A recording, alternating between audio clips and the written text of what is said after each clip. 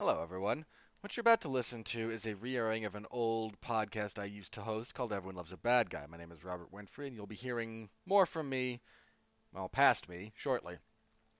This particular episode originally aired October 17th, 2014, just for chronological context, and features myself and a frequent collaborator of mine, Jeffrey Harris, talking about a rather interesting time period in the WWE's history. This is everything post WrestleMania 17, more or less. After the Attitude Era, which it's largely accepted culminated at WrestleMania 17. But specifically, we kind of talk like 2001 to 2009 ish. And this is an interesting period in that company's history for a few different reasons. You have the invasion angle, which we talk a little bit about here. Not a whole lot because that's kind of been talked to death, but we do talk about that a little bit. We go then into the end of that, which is a really difficult period to try and properly categorize because it's not quite the Ruthless Aggression era. It's like there's a weird transition period between the Attitude Era and what we kind of now define as the Ruthless Aggression era. They're close, but there's a little bit of overlap there. And then we kind of come up against what was at the time more the modern era, what's kind of derisively called the PG era, which started again right around 2010, give or take. So we talk about this kind of an interesting time period in professional wrestling. Some with some of the biggest superstars in the world, some without once they left or retired or took more back seats, and different heel factions and whatnot. Because Everyone Loves a Bad Guy focused on discussing villainy across all various kind of mediums. And professional wrestling, half of the if you're a professional wrestler, at some point in your career, you will be called upon to make people hate you. That is the job of the heel, and no podcast that again wants to look at bad guys could really be complete without a look at the world of professional wrestling. This is especially true with some of the people around me. So this was part of a kind of anthologized series that I had looking at professional wrestling. Uh, this was the finale will be the next episode that is re-released of this, and that was the most modern times at the again when it was recorded back in 2014. Could be a whole other series that covers the intervening 8 years, give or take.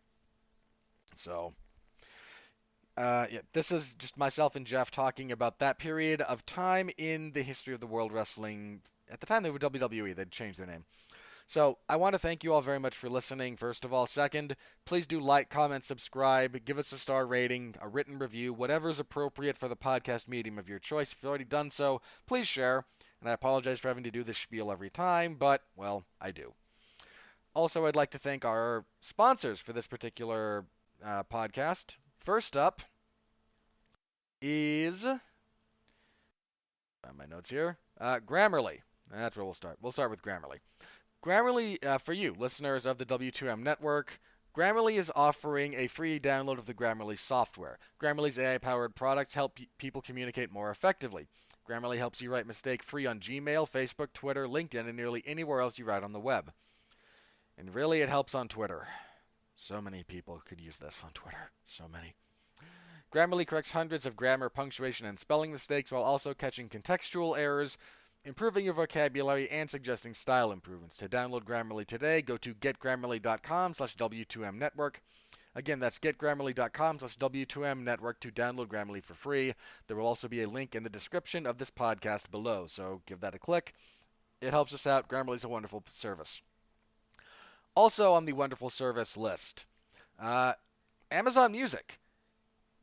We hear Amazon is giving away to, again, you listeners here of this particular podcast, a free 30 days of Amazon Music Unlimited with their 70 million plus song library. It's basically, I tend to think it's the best music streaming service on the internet. If you disagree, fair enough, but if you haven't tried it, then how would you know? So go to getamazonmusic.com/W2Mnetwork or just click the link in the description below. 30 days free of all of that songs, all of those podcasts. It's all great. After that, if you'd like to keep it, there's the usual fee. If not, you lost nothing and you gained a free 30 days of music. So get AmazonMusic.com/W2M Network one more time. You have nothing to lose. Not a darn thing. All right. That's it for this part of the intro. I'm now going to throw it to myself back in the year 2014 to talk professional wrestling villains. Past me, take it away.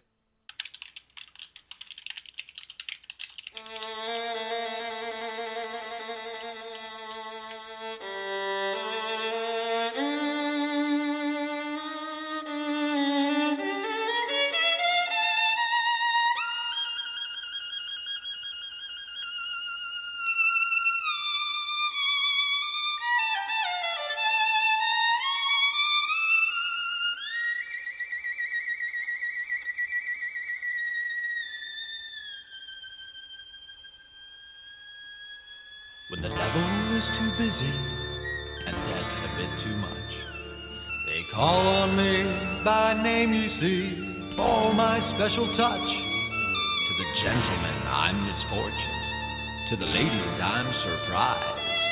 But call me by any name, anyway, it's all the same.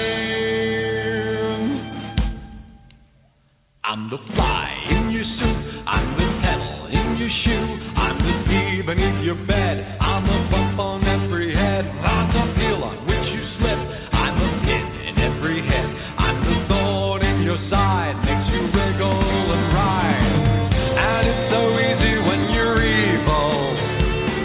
This is the life you see, the devil tips his hat to me, I do it all because I'm evil, and I do it all for free.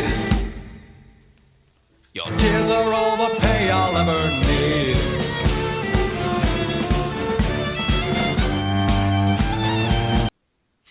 All right, everyone. Hello, and welcome to another edition of Everyone Loves a Bad Guy, your personal bi-weekly look.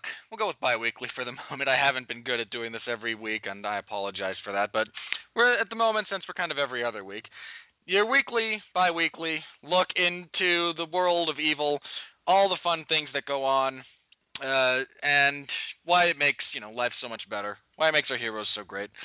I'm Robert Winfree, your host. Now, I'm still kind of trucking through the wonderful world of professional wrestling. A couple of weeks ago, I had on Gavin Napier of the Casual Heroes and Steve Cook of 411mania.com. We talked about pretty much the entire existence of World Championship Wrestling, including a fair amount of the Jim Crockett Promotions era. And that dovetails into a couple of weeks before that. Sorry, I talked about the Attitude Era. I believe I had Mark Radlich on for that show, though I might be confusing my guess, but I'm pretty sure that was Mark. And that all kind of has brought us to a head to where we're starting tonight, where the WWE, if you're looking at kind of the history of professional wrestling, especially in North America, World Wrestling Entertainment, as it is known now, it has conquered the world. ECW was folded. They've purchased WCW for pennies on the dollar. They rule the world now of professional wrestling. This all was announced right around the time of WrestleMania 17, and that's kind of where we're picking up tonight. The end of WCW, and we're going to go with my self-imposed timeline for this particular discussion tonight. Starts with WrestleMania 17 and ends with WrestleMania 25. This is a very important 8 to 9 year period in the company's history. Old guys go away, new guys start rising. A lot of fun stuff to be had, and since this is Everyone Loves a Bad Guy, we'll be talking about all of these fun characters through the lens of the great heels, which is a professional wrestling term for the villains. You're not supposed to like them. So we're going to be talking about the great characters that came about during this time period. A lot of great names we're going to get into. Before we get too far, I've got a special guest again, yay me, and yay to all of you, so it's not just me talking.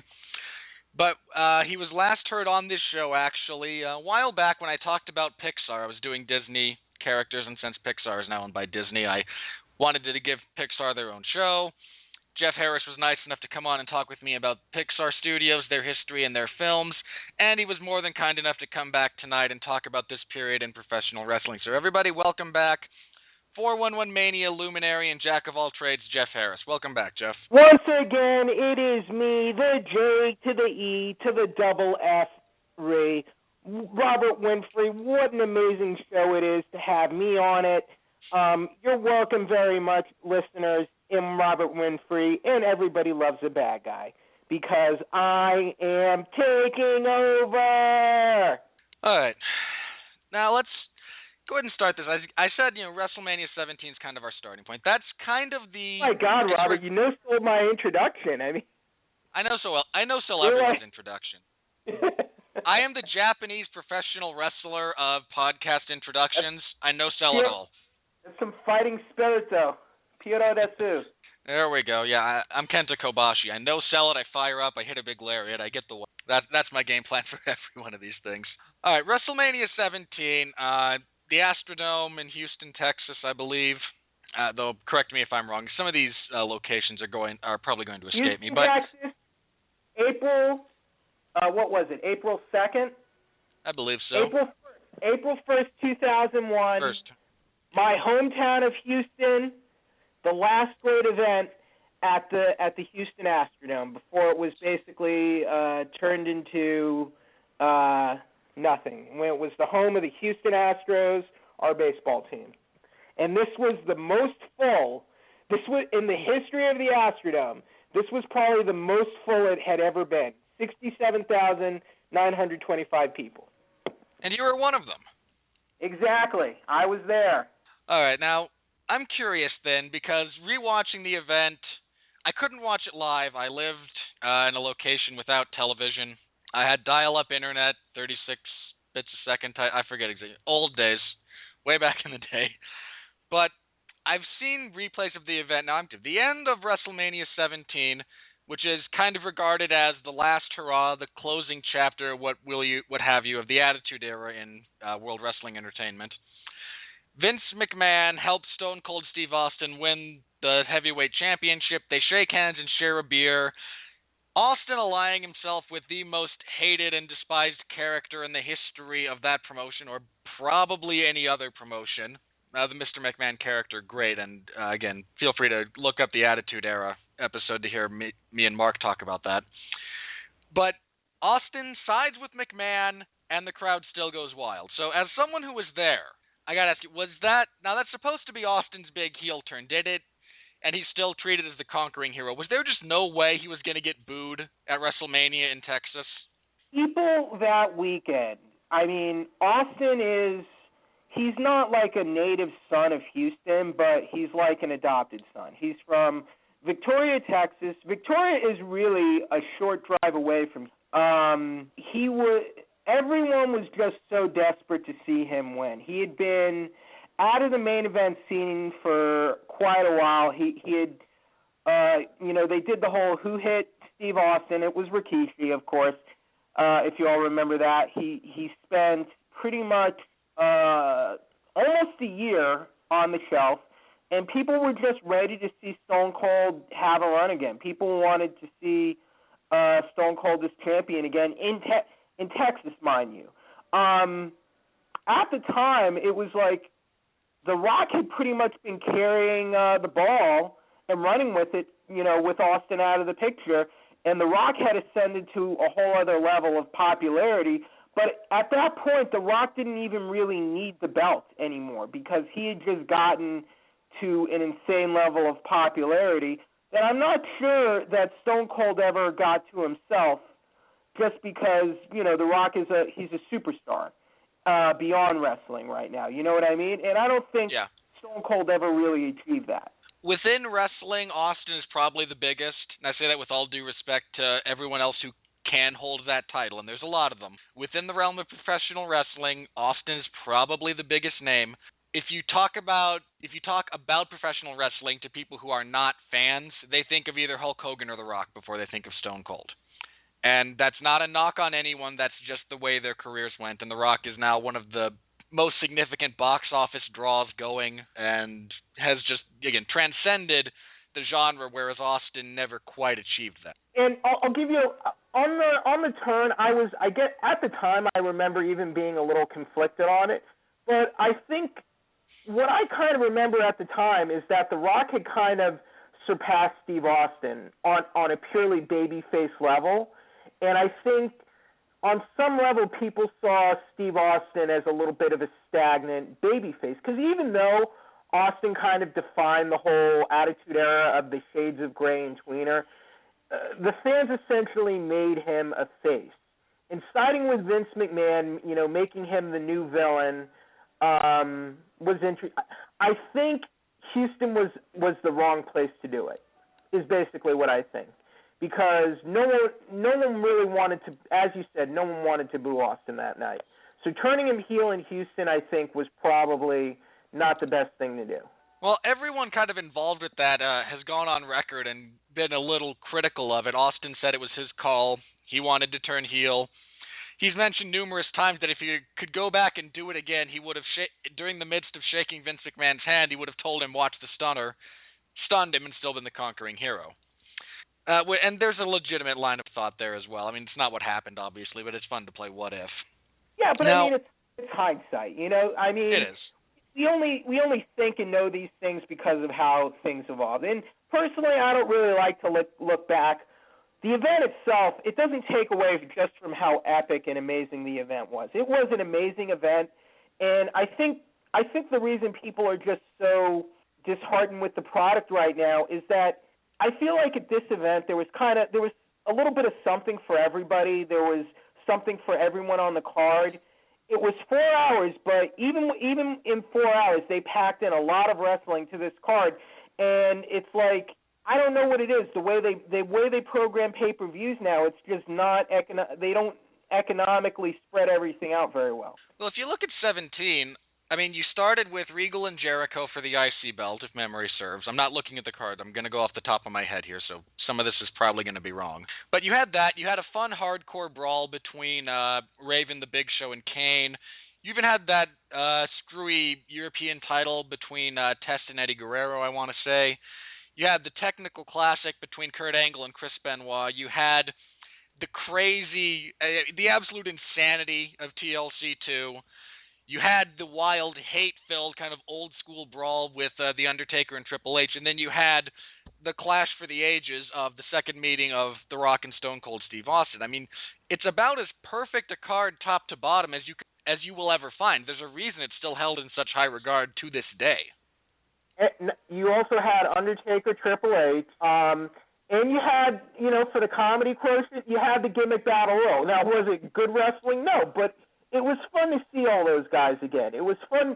Even though I was in the crowd, I was so happy to see Bobby Heenan and Mean Gene return at a WWE event because they got their own entrances, and it was fun. It was only 3 minutes long. They didn't keep it too long, and it was fun to see all those guys just have a little bit of fun. It was good filler. I don't really mind filler or comedy at a wrestling event, but make it worth watching, and Yeah. don't overdo it. That was fun. That was perfectly fine for me. Yeah, there's nothing wrong with filler when it's good filler. You can't be balls to the wall action for a full pay-per-view. It just doesn't work. Things have to be paced properly, or the crowd gets burned out, and that has happened at other WrestleManias and other wrestling events where what we care about happens too early and nothing else seems to matter. I mean, specific examples, Rock and Hogan from 18, which we'll probably talk about a little bit in a second or two here, and Michaels and The Undertaker from WrestleMania 25. They were the best. They were the last thing people wanted to see. I mean, even Shawn Michaels and Ric Flair, The Undertaker and Edge, who main evented that WrestleMania, went out there and had to work to get the crowd back into that. Right. To their credit, they did, but you could tell they got out there and the crowd was still a little burned out from the emotion of HBK and Flair. Edge and Taker kick it into a second gear, and the crowd comes back and they start carrying. I mean, it's a great match, which helps things. But again, so pacing, filler's not a bad thing. But the following Raw, this actually kind of gets forgotten a little bit. But the following night on Raw, Austin and The Rock have a rematch in a steel cage, which Austin wins following interference from Triple H, which sets them up as the two-man power trip. Right. Now, it's just the two of them and McMahon, but those two are they're two of the best ever. I mean, Triple H has undoubtedly earned to be in that conversation. Don't get me wrong, there have been better, but he's people who make the argument, he's certainly up there. And you've got those two now on the heel side as, again, the two best in the company, deciding it's all about us and we're going to win roughshod over everything. So I'm curious, for you as a fan, the two-man power trip, old enemies, now on the same team. How was that as a presentation? Did you hate them as you were supposed to? I mean, they did some horrible things to get people to hate them. It didn't work. It didn't work for me because not that they were like the two better enemies now that they were siding together. They were in these uninspired matches with Kane and The Undertaker that really no one wanted to see at the time. People were ready for kind of fresh faces in the main event scene. And then, we went from there to a brief feud with Chris Jericho and Chris Benoit with Stone Cold Steve Austin, which produced let's be honest, it produced some really great wrestling on TV. But then they went into the Invasion storyline, which was a complete and utter letdown. But no, I did not like the two-man power trip because I was kind of like I was not a fan of those matches with Kane and The Undertaker because I think Undertaker, he was still not. His return had still been fairly. I guess he was about a year into his return at that point. But to me, he hadn't really gotten to the level he would several years later in terms of his peak physical condition and his in-ring abilities. I still think he hadn't hit it yet, and the matches weren't inspired. To me, some of the stuff with Stone Cold and Austin was amusing and funny, but overall it was subpar. And I think this is kind of why we see WrestleMania 17 as the end of the Attitude Era, because it kind of peaked and everything kind of started gradually declining at this point. Case in point, all the problems Austin started having with the product, I guess started happening about a year after this, but it kind of all went downhill after WrestleMania, if you remember.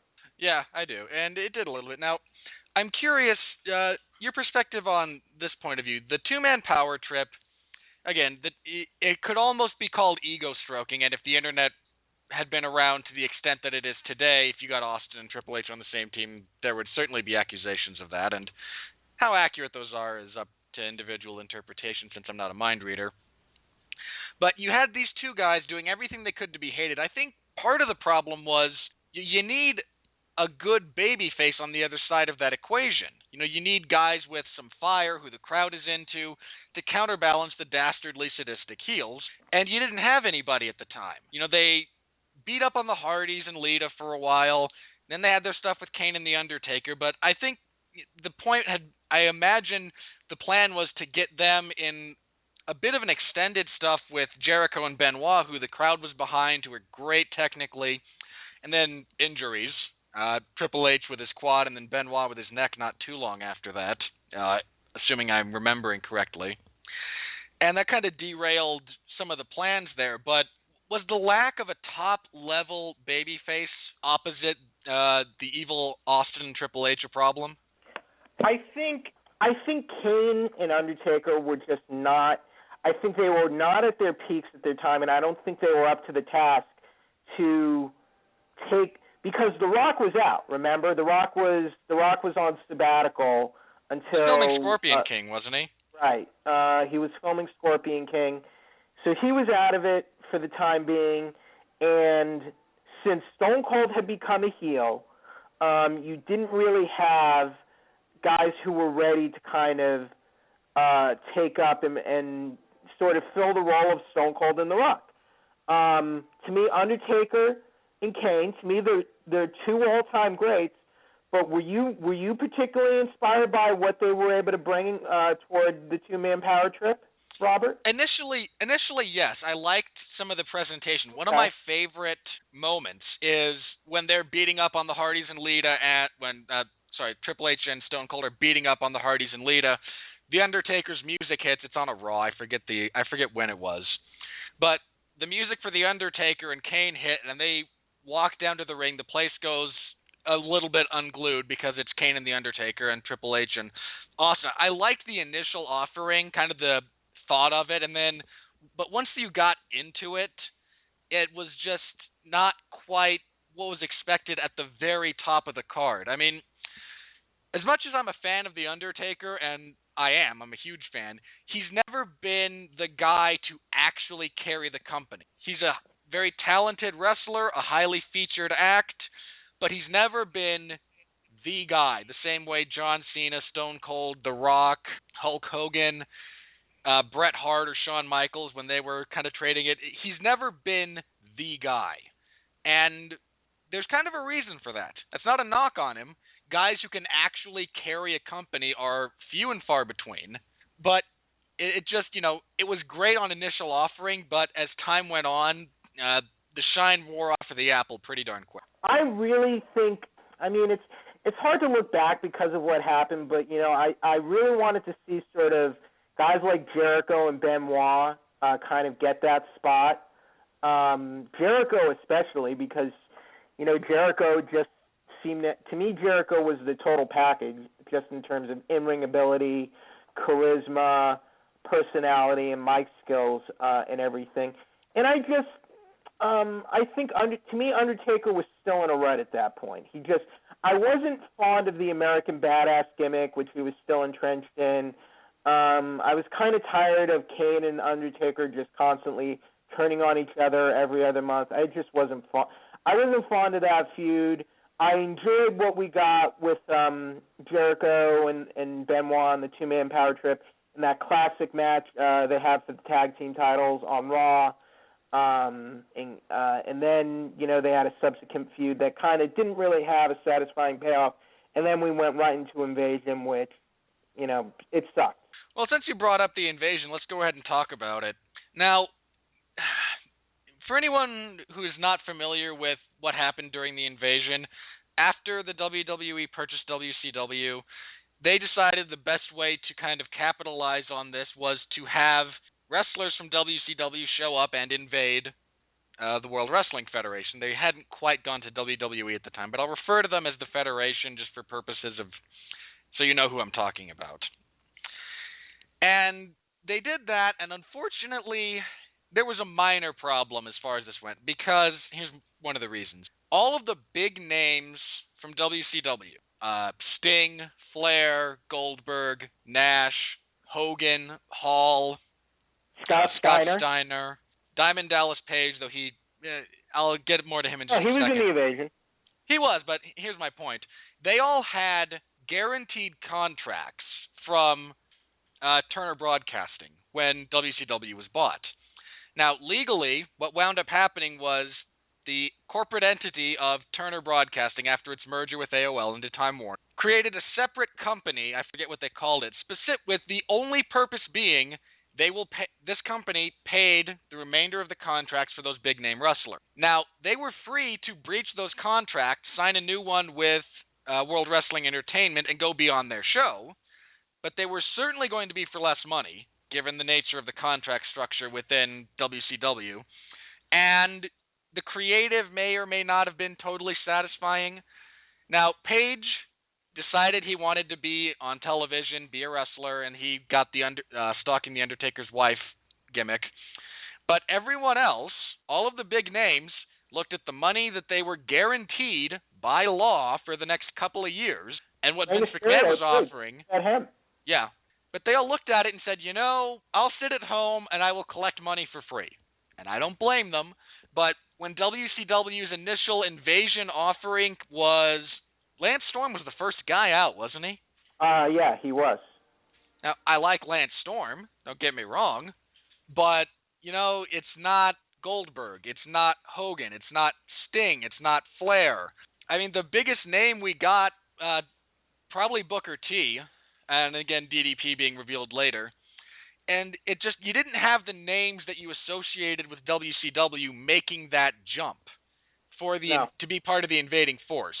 And then Vince McMahon felt the need to debut them and position them as lesser talents, and the gimmick for the rest of the thing became, which WWF wrestler is going to switch sides and join WCW, as they later became the Alliance after ECW joined up. Yep. Two major problems. It was a sad enterprise. It was weird because at the time, they did the XFL. Vince McMahon started the XFL. It was a gigantic failure. Everyone said, okay, he's going to redeem himself with the invasion of WCW. This is the one angle no one can screw up, and they screwed it up. I think they should have waited until they had the names. But even if they had those big names, I'm not sure it could have worked. I'm not sure if Vince McMahon ever really would have been okay with setting like an imaginary WCW as his equal. But whatever. I mean, it's a part of history.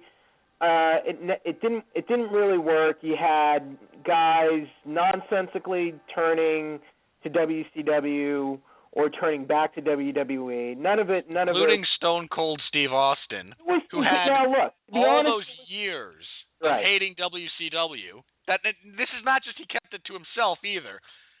Austin publicly hated WCW for the time he had spent there. I don't foresee his turning was the most nonsensical. His logic was that Vince McMahon, he had this thing where he was really desperately trying to be Vince McMahon's buddy, and he felt slighted that Vince McMahon was trying to bring back The Rock.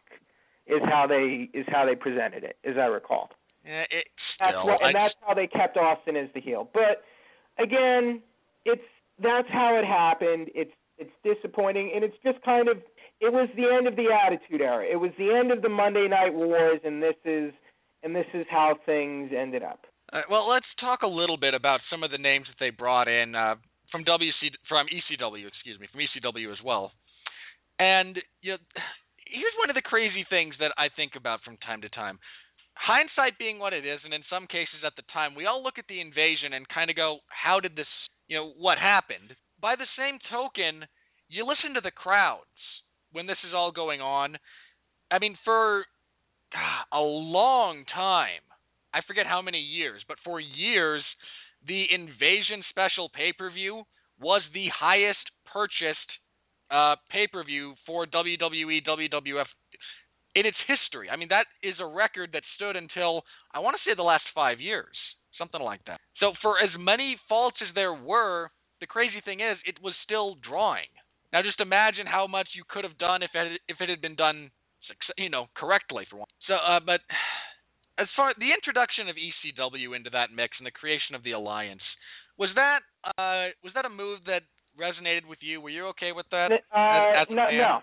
I mean, I liked ECW as much as the next guy, but that was their Hail Mary because they were tanking the invasion angle.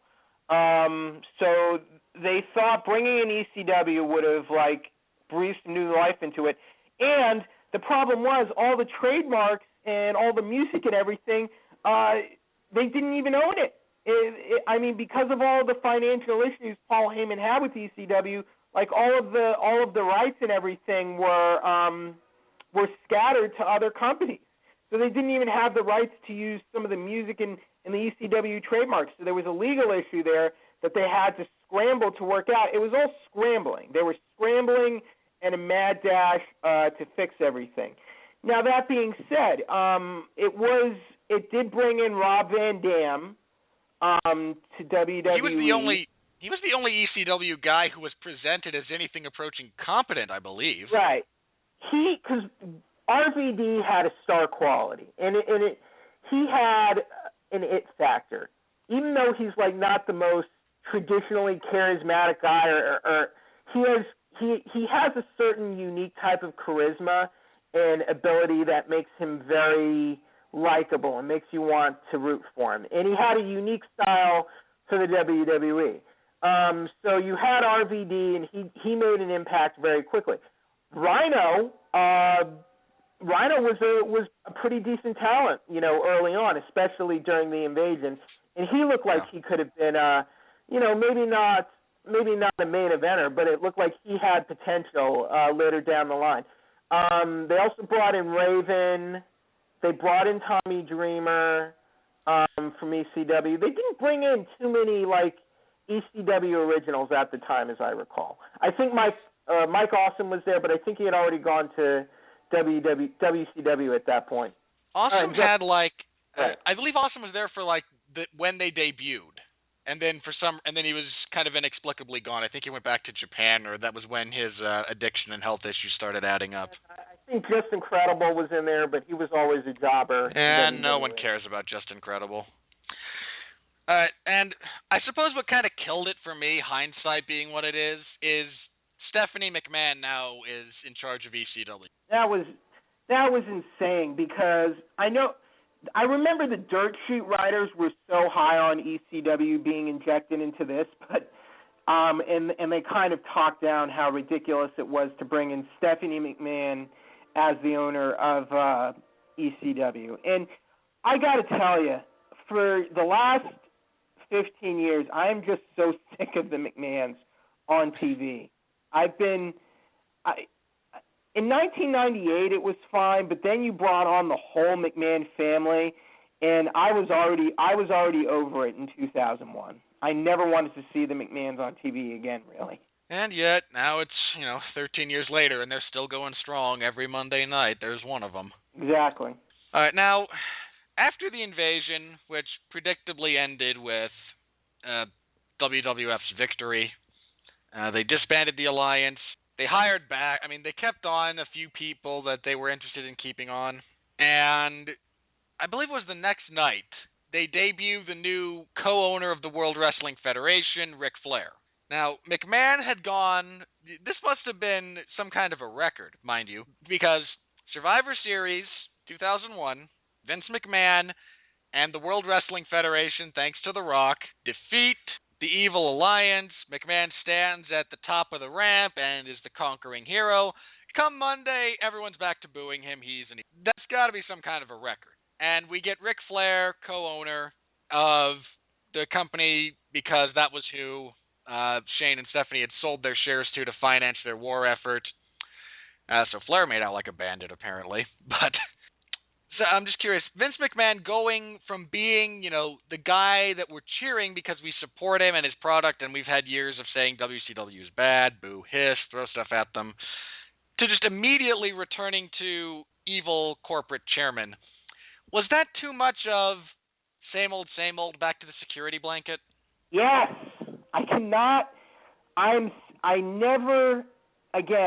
was over the McMahons at that point.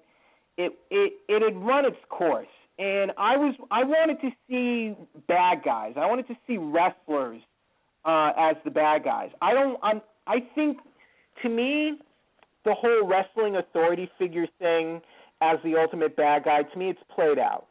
And it's been played out for a long time, because it worked in 1998 because it was fresh and different. And you had Stone Cold Steve Austin, the ultimate rebel, the ultimate rule breaker. He marches to the beat of his own drummer. He's a hardcore beer drinking redneck. And he doesn't take any crap from the corporate, suit wearing McMahon. I feel like it was played out by that point, and I was over it. I wanted to see new stuff, and to me, this is kind of how WWE failed to evolve. It was kind of like WCW got so stuck on the NWO, they didn't really know what to do after the glory days of the NWO. I think with WWE, their whole thing, how do we get away from the authority, Mr. McMahon as the bad guy? How do we move on from that and move into the new era? And I don't think they ever really figured it out.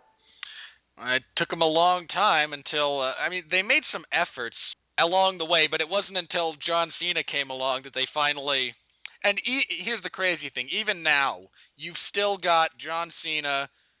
Now, granted, he's clean-cut, all-American, white meat babyface, for want of a better phrase, versus Triple H and Stephanie McMahon and Kane and Randy Orton and Seth Rollins, but it's functionally the same story. You just swapped out the players. Okay, but what were your thoughts on, bringing McMahon back as the villain at that point? To me, it was just too much. This is something I've realized in hindsight, mind you. I wasn't at the time going, oh man, come on. You spent the last, 3-4 months building McMahon as a good guy. You're getting sympathy for him because his company's been threatened, his children are turning on him, this empire that he fought to build is crumbling. You've invested all this time turning this character into a good guy, and then in the space of 24 hours you throw it out the window so we can cheer Ric Flair. Now, I like Ric Flair. I actually enjoyed him as wacky general manager opposite McMahon, but it seemed like such a waste of all the time and effort you had put into turning McMahon into something more than evil chairman of the board. And then as soon as it's done, he's right back to being evil chairman of. It wasted energy, it wasted time. It was just such a, well, this has worked for so long, it's back to the security blanket type thing. And look, McMahon's a great heel. He's a wonderful heel. Everybody hates Vince McMahon when he's on screen.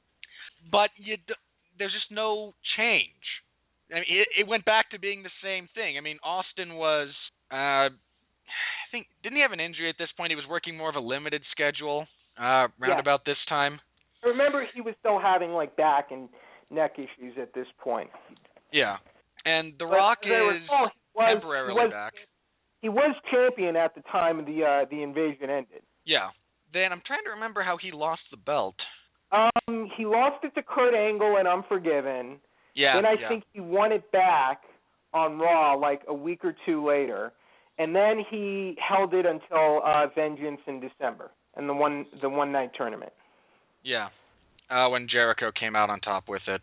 All right, but again, it was too much of the same thing. I think is kind of what, in hindsight, I recognized that was my issue with it was, they refused to take a chance here and try McMahon as more sympathetic. You can be a no-nonsense, good guy authority figure. It's been proven to work. They just didn't seem to want to go that direction. And then, again, Ric Flair and his antics opposite McMahon, which were amusing. Now, the main one I want to talk about, there's two kind of main characters from a villain standpoint I want to bring up here. One is The Undertaker, because he shed the American badass and turned into what we kind of refer to as the big evil persona, where he just beat the crap out of everybody and was all about respect and what you usually get from kind of the grumpy veteran heel persona. But you said you weren't a big fan of the biker gimmick when he was playing the good guy. How did you feel about him once he cut the hair shorter and decided he was going to just obliterate everyone in his path? This is around 2002 we're looking at, right? Yeah. I think it was okay. I think he was still extremely limited from an in-ring standpoint around this time, and I wasn't really the biggest Undertaker fan around this time because I think he had gotten. I think his in-ring abilities, I think, were still not really. I think he was in a lot of mediocre feuds involving his wife Sarah, and then who else? And then DDP and Canyon. He had. I thought the feud and match with Ric Flair was decent. I just didn't really I didn't really feel much of anything for the Undertaker. I didn't really feel that strongly for him. I think what I recall is the streak was building up at that point, and people wanted to see Undertaker go 10-0 more than they wanted to see like Ric Flair, get comeuppance for. I remember Undertaker abducted and basically beat up David Flair on video. I remember they did that. Everyone wants to punch David Flair in the face. I think that got Taker more good guy, good guy reaction. To me, it wasn't really an effective. It wasn't an effective heel turn for him, and also after he became world champion, it was kind of like a very soft face turn, as I recall as well. And I think that kind of happened when he had the ladder match with Jeff Hardy, where Jeff Hardy took such a beating that Undertaker was like, "Yeah, I respect you. I'll give you a hand for taking that hell of a beating from me and still losing." And that was kind of the end of the Undertaker's heel turn, as I recall, in 2002, right? By and large, yeah. He wound up going full-on babyface when he moved to SmackDown not too long after that and feuded with Brock Lesnar. Right. But the other one I want to talk about for a little bit, Kurt Angle positioned. Kurt Angle was heel for a while, got turned babyface kind of after the September 11th attacks, in part because he had always been, kind of the all-American good guy. He was a babyface for a lot of the Invasion stuff as a loyal member of the Federation, and then went undercover based on their storyline, became a heel. Turned on the Alliance at the critical moment, allowing The Rock to get the win, and then everyone kind of went back to disliking him. So, and Kurt Angle was a pretty effective heel in that role. I mean, he, depending on your preference, he got better later. I think his stuff with Team Angle on SmackDown, when that was kind of his gimmick, was probably some of the better stuff he's done. Angle at like in 2002 and 03 was like incredible. He was unbelievable, without a doubt. That might be one of the best couple of years of anyone's career.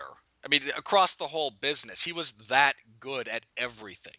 I remember, I think it was a mistake that they kind of cut his legs out during the Invasion thing, because he was really getting over as the face to Steve Austin during that whole thing. And I feel like they kind of missed the boat with that. But after he did the feud with Edge and they shaved his head, I feel like that was sort of his sweet spot, where I think he was decent in 2000 and 2001, but I think he was really in his peak years from like 2002, 2003, and part of 2004. And it's the same, he started having all those neck issues because of, he worked a really tough, a very fast-paced style, and he was having those incredible matches week after week with the SmackDown Six, as we affectionately called them on the web at the time. But you want to know why I liked Angle as a heel? Because he was getting more serious. He had kind of shed the more comedic aspects of his character, and he was becoming a more serious, a meaner heel character. And I also loved that match he had with Benoit at the Royal Rumble, because he beat him clean, and he used like a submission move, like a heel hook, and I'm like, this was not the same heel Angle that needed like 20 run-ins and help from Rikishi to beat The Rock. This was a new Kurt Angle to me, and I loved this heel Kurt. I think this was the perfect heel Kurt Angle. I love that match so much. And you're right, it's a clean ending. I believe Team Angle's out there for a while, but they don't play into the match at all. No, they were ejected. And it's just time. Benoit and Angle going blow for blow and hold for hold. And you get two wrestlers of that quality, and you're going to get just magic every time. In the build-up, I was really hardcore on the build-up to Lesnar Angle at the time. Unfortunately, I think the problem was they had all that focus on Hogan McMahon was really treated as the main event for their WrestleMania. Then of course you had, the bungled shooting star press and all that, and I just wish Hogan McMahon was not on that WrestleMania. Well, let's talk about Lesnar for a little bit here, and because he debuts right after WrestleMania 18. Right. And crushes like three guys. Maven, Spike Dudley, and I believe Al Snow was the other guy. He comes in. Yeah. And Lesnar just, I mentioned this got brought up. I don't remember if I mentioned it or not, but Brock Lesnar seems to be the first kind of true monster heel that the World Wrestling Federation or World Wrestling Entertainment or whatever has really ever kind of understood how to utilize properly. And Brock Lesnar debuts, becomes exclusive to SmackDown, and is a monster. I mean, Brock, 6'4", 270, 280 pounds, legitimately, mind you, and moves like a guy half his size. I mean, there's no question as to why the company decided to strap the rocket to his back, because he looks like he was made for professional wrestling. Right. He had a pure athletic background. This wasn't just some bodybuilder, that thought, hey, I can make some money. I can go into wrestling and make some money. He was a top class collegiate wrestler. He was a Division I national wrestling champion. And he decided to go into pro wrestling because that was where the money for a guy like him was at the time. He had an athletic background, and I think that speaks of how well he was able to move in the ring and why he had, he wasn't like the typical power guy where he actually mixed in some holes in psychology to all those matches. Like, what I really liked about his stuff with The Rock was that it looked like everything he would do to The Rock kind of made sense from a guy his size that, is more of a power type. He has more of a power type moveset, but he was still mixing in some more technical holds into those matches. And that's what I enjoyed about Lesnar. He had really the perfect build-up run to his world title run as a heel. I think after that, they kind of lost his momentum a little bit, but I enjoyed his feud with Kurt Angle for the most part. Well, they wound up turning him face, which the crazy thing about Brock is he's a great babyface, which is odd for someone who is such a pure ass kicker as his presentation is, for him to be such an effective babyface. But when Paul Heyman turned on him, sided with the Big Show, and they wound up going with him as a good guy instead, it was still great. But yeah, his stuff with Angle, I mean, his 60-minute Iron Man match with Angle on SmackDown, to this day, one of the top 3 best free television matches of all time. That was a great match. I never really liked. I think my problem with that was they turned him face against the Big Show, and while I like the Big Show, I don't think he had really worked up to his better level at that point. I think kind of much like the Undertaker. I was just so disinterested when he won the world title. I don't know. I couldn't buy a guy like Big Show beating Brock Lesnar, if that makes sense. Which is crazy to say considering that Big Show is, 7 feet tall and 500 but pounds. No, you still look at know them why? and think, because to me at that point, Big Show was kind of to use an MMA term, he was kind of a lame duck journeyman. He was never. He came in. He had a kind of a little bit of a main event run in 1999, but he was always kind of a mediocre, kind of middling talent. He gotten opportunities in the main event where I don't think he was really excelling. I feel he was always kind of not in the best of shape, and I felt in the ring he was limited. But he did get better over the years. I just think he wasn't there yet around that time. Yeah, it seemed like the main point. It was this odd thing on SmackDown around that time where the focus was to kind of. It wasn't so much on when Brock was a good guy. The focus seemed more to be on Brock finally getting revenge on Paul Heyman than whoever Paul Heyman's stooge was at the time. And when Kurt Angle came over, you had a lot more legitimate competition between Lesnar and Angle. Right. Than you did. Because there were a couple of other guys in there. I forget who it was, but there were a couple of other people who Heyman kind of used as a shield between himself and Brock. And it wasn't until Angle that you actually kind of got to the point where it was about Brock and Angle as opposed to Brock and Heyman. Don't get me wrong, it was still kind of about Brock and Heyman, including the famous cage match where he got his hands on Paul and Kurt couldn't open the cage door, which if you saw live, was hilarious. I felt like Angle had really gotten to another level at that point. I felt like he was really peaking as a performer in every area.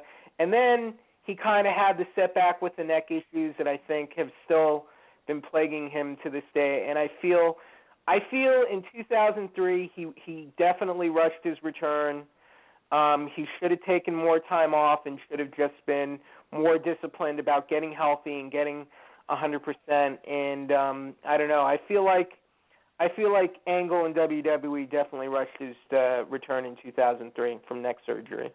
Now, those of you who are listening might wonder why so much of this particular discussion around this time frame is focused on what's been going down on the SmackDown side of things. Now, around this at this point in time, the WWE had what they referred to as the brand split. Raw and SmackDown were treated as completely separate entities. They had their own pay-per-views, they had their own rosters, they had their own championships, all that fun stuff. And we have been speaking pretty much exclusively for the last 15 to 20 minutes about stuff that happened on SmackDown. Right. Now, why, you might be asking yourselves listening to this, or if you're not familiar with this time period at least, why are these two nice gentlemen discussing SmackDown and completely ignoring the flagship program for World Wrestling Entertainment in the form of Monday Night Raw? What? Yes, because if anyone who was watching Monday Night Raw in this particular, for this 3-year stretch, it wasn't good. It was not good. You had their version of the NWO, which didn't work because WWF fans do not want to boo Hulk Hogan. I don't care when, where, how. Fans of this promotion do not boo Hulk Hogan. Presenting him as a heel was a huge waste of time. But he debuted as heel with the NWO, that being Scott Hall and Kevin Nash. And they were supposed to be booed, and nobody booed them. I mean, listen to the crowd reaction at WrestleMania 18. Hogan's the babyface. Rock is the heel. I don't care who's working what style. That's what the crowd says, and that's how it was. They finally turned him, I think, the next night, while the crowd insisted on still cheering for the guy. And they wound up turning him very, very soon thereafter, officially. And then he beat face Triple H for the world title at Backlash. Yeah. And this was when, Undertaker was in the middle of his big evil phase, and he won the world title, and then he won the world title from Hulk Hogan. He held it, yeah. Taker held it for a little bit. He dropped it to The Rock, who dropped it to Lesnar, right. For those of you keeping track of the chronology. Incidentally, that triple threat between The Undertaker, Kurt Angle, and The Rock for the belt, where The Rock wins it. One of your favorites? There's not a whole lot of story, but it's a fun match from those three guys. I didn't really like the match all that much. I just kind of see it as a way they had to get the title on Rock to kind of. I remember like Austin had taken his ball and gone home at this point because he was so disheartened and pissed off with the way the product had gotten, and I think he had some legitimate gripes. But he had. Yeah. And they brought The Rock back to kind of save the day, basically. And it was okay. I think it was kind of after the brand split. It was kind of like Raw sucked. SmackDown was really good. Just because I think SmackDown was the show that Paul Heyman was booking, right? Yes. He was booking SmackDown for, and he ended up handling the creative side of SmackDown for a couple years. And it was the brand extension never worked to me. I didn't like the match that much, but I saw, okay, get the title on The Rock and he'll drop it to Brock Lesnar. There you go. Again, I was not a fan of The Undertaker heel run or his title run. In the same vein, then, brief question. He debuts on SmackDown, wins a triple threat with Kurt Angle and Chris Benoit to become number one contender to Brock Lesnar's title in his SmackDown debut. His face run against Lesnar's heel run, which included one of my favorite Hell in a Cell matches, actually, Taker and Brock's. Not my all-time favorite, but I think it's certainly it's easily top 5, if not top 3, my opinion. Did he play better as a babyface against the monster Lesnar? I think the Hell in a Cell match was okay. I didn't like any of their matches before it. I think it took too much away from Lesnar. In him being a monster heel. I think that the Hell in a Cell match got it right. But other than that, I wasn't really a fan of their feud. And I feel Undertaker was not in the best place to feuding with at the main event level. I just don't think he was good enough around this time. Okay. All right, but on the Raw side, once Brock Lesnar became exclusive to SmackDown, Eric Bischoff, general manager of Raw, brings back the World Heavyweight Championship, the big gold belt, presents it to Triple H, and this is Evolution forms not terribly long after this. I think he was hooked up with Flair before that. And for fans of the product around this time, there's not a whole lot positive that they can say about what goes on Monday Night Raw for a while. Now, on the one hand, I understand kind of the logic here. Triple H, as a heel champion, when he finally does drop that belt, really drop it, mind you, at WrestleMania 20, the fans are rabid for it. They want anyone but Triple H, which is old school kind of Southern booking mentality, and it worked great. I mean, Triple H to this day is still hated because of these couple of years here. But at the same time, so much of it just got so boring and repetitive. I mean, you mentioned the Royal Rumble match between Chris Benoit and Kurt Angle. Great match. Right. If you need a perfect Same night, what did we have to see on the Raw side? Yeah. If you need a contrast, if you want to understand in a microcosm the differences between Raw and SmackDown at a point in time, on that same card, I believe right before the Benoit Angle match, for the World Heavyweight Championship, you had Triple H and Scott Steiner. Now, Scott Steiner, if he's motivated and in shape and has his head kind of all there, is a fine wrestler. Unfortunately, Steiner blows up in the first 5 to 10 minutes, can do nothing for the rest of the match but throw suplexes and say, heh. I mean, that match is so bad, Triple H, in the midst of this monster heel run with Evolution at his side, where everyone wants to see Triple H lose and go away, everyone, this crowd cheers for Triple H over Scott Steiner. That's how bad that match was. And if you don't believe me, everybody, if you have the network, look it up. If you don't have the network, you can probably find it on YouTube, or you can just take my word for it and save yourself the bleeding eyesore that will result from watching that match. All I remember through this period was just sort of how stagnant Triple H's heel run was and how stagnant he was as the world champion. Kind of the same promos, the same type of matches every month, and the feuds were I mean, we had to deal with Katie Vick. And I remember had the thing where Kane was demasked after that. Decided when Booker T had turned face and was becoming a main event level opponent for Triple H, but they messed that up too. And then they made Goldberg his foil, and it was none of it was inspired, none of it was worth watching. I was just hardcore into SmackDown at that point, and just everything SmackDown was doing. Yeah, you're preaching to the choir there. Partially because I didn't get Raw, but I got SmackDown, and you're darn right I watched it every Thursday night. All right, now the whole Raw main event scene doesn't really get any life kind of breathed in. The only good thing, I will say this, here's my caveat. The good thing on Raw from right around this time period is Shawn Michaels and Triple H, because their feud kicks off SummerSlam, a little before that when Triple H turns on him, but they have their match at SummerSlam 2001, I believe. Might be 2. It was 2002. 2002, thank you. And great match. Shawn is back in the saddle, and Shawn and Triple H have some just great matches. Their Hell in a Cell match, okay, I'll give you that one's a tad gratuitous. It sucked.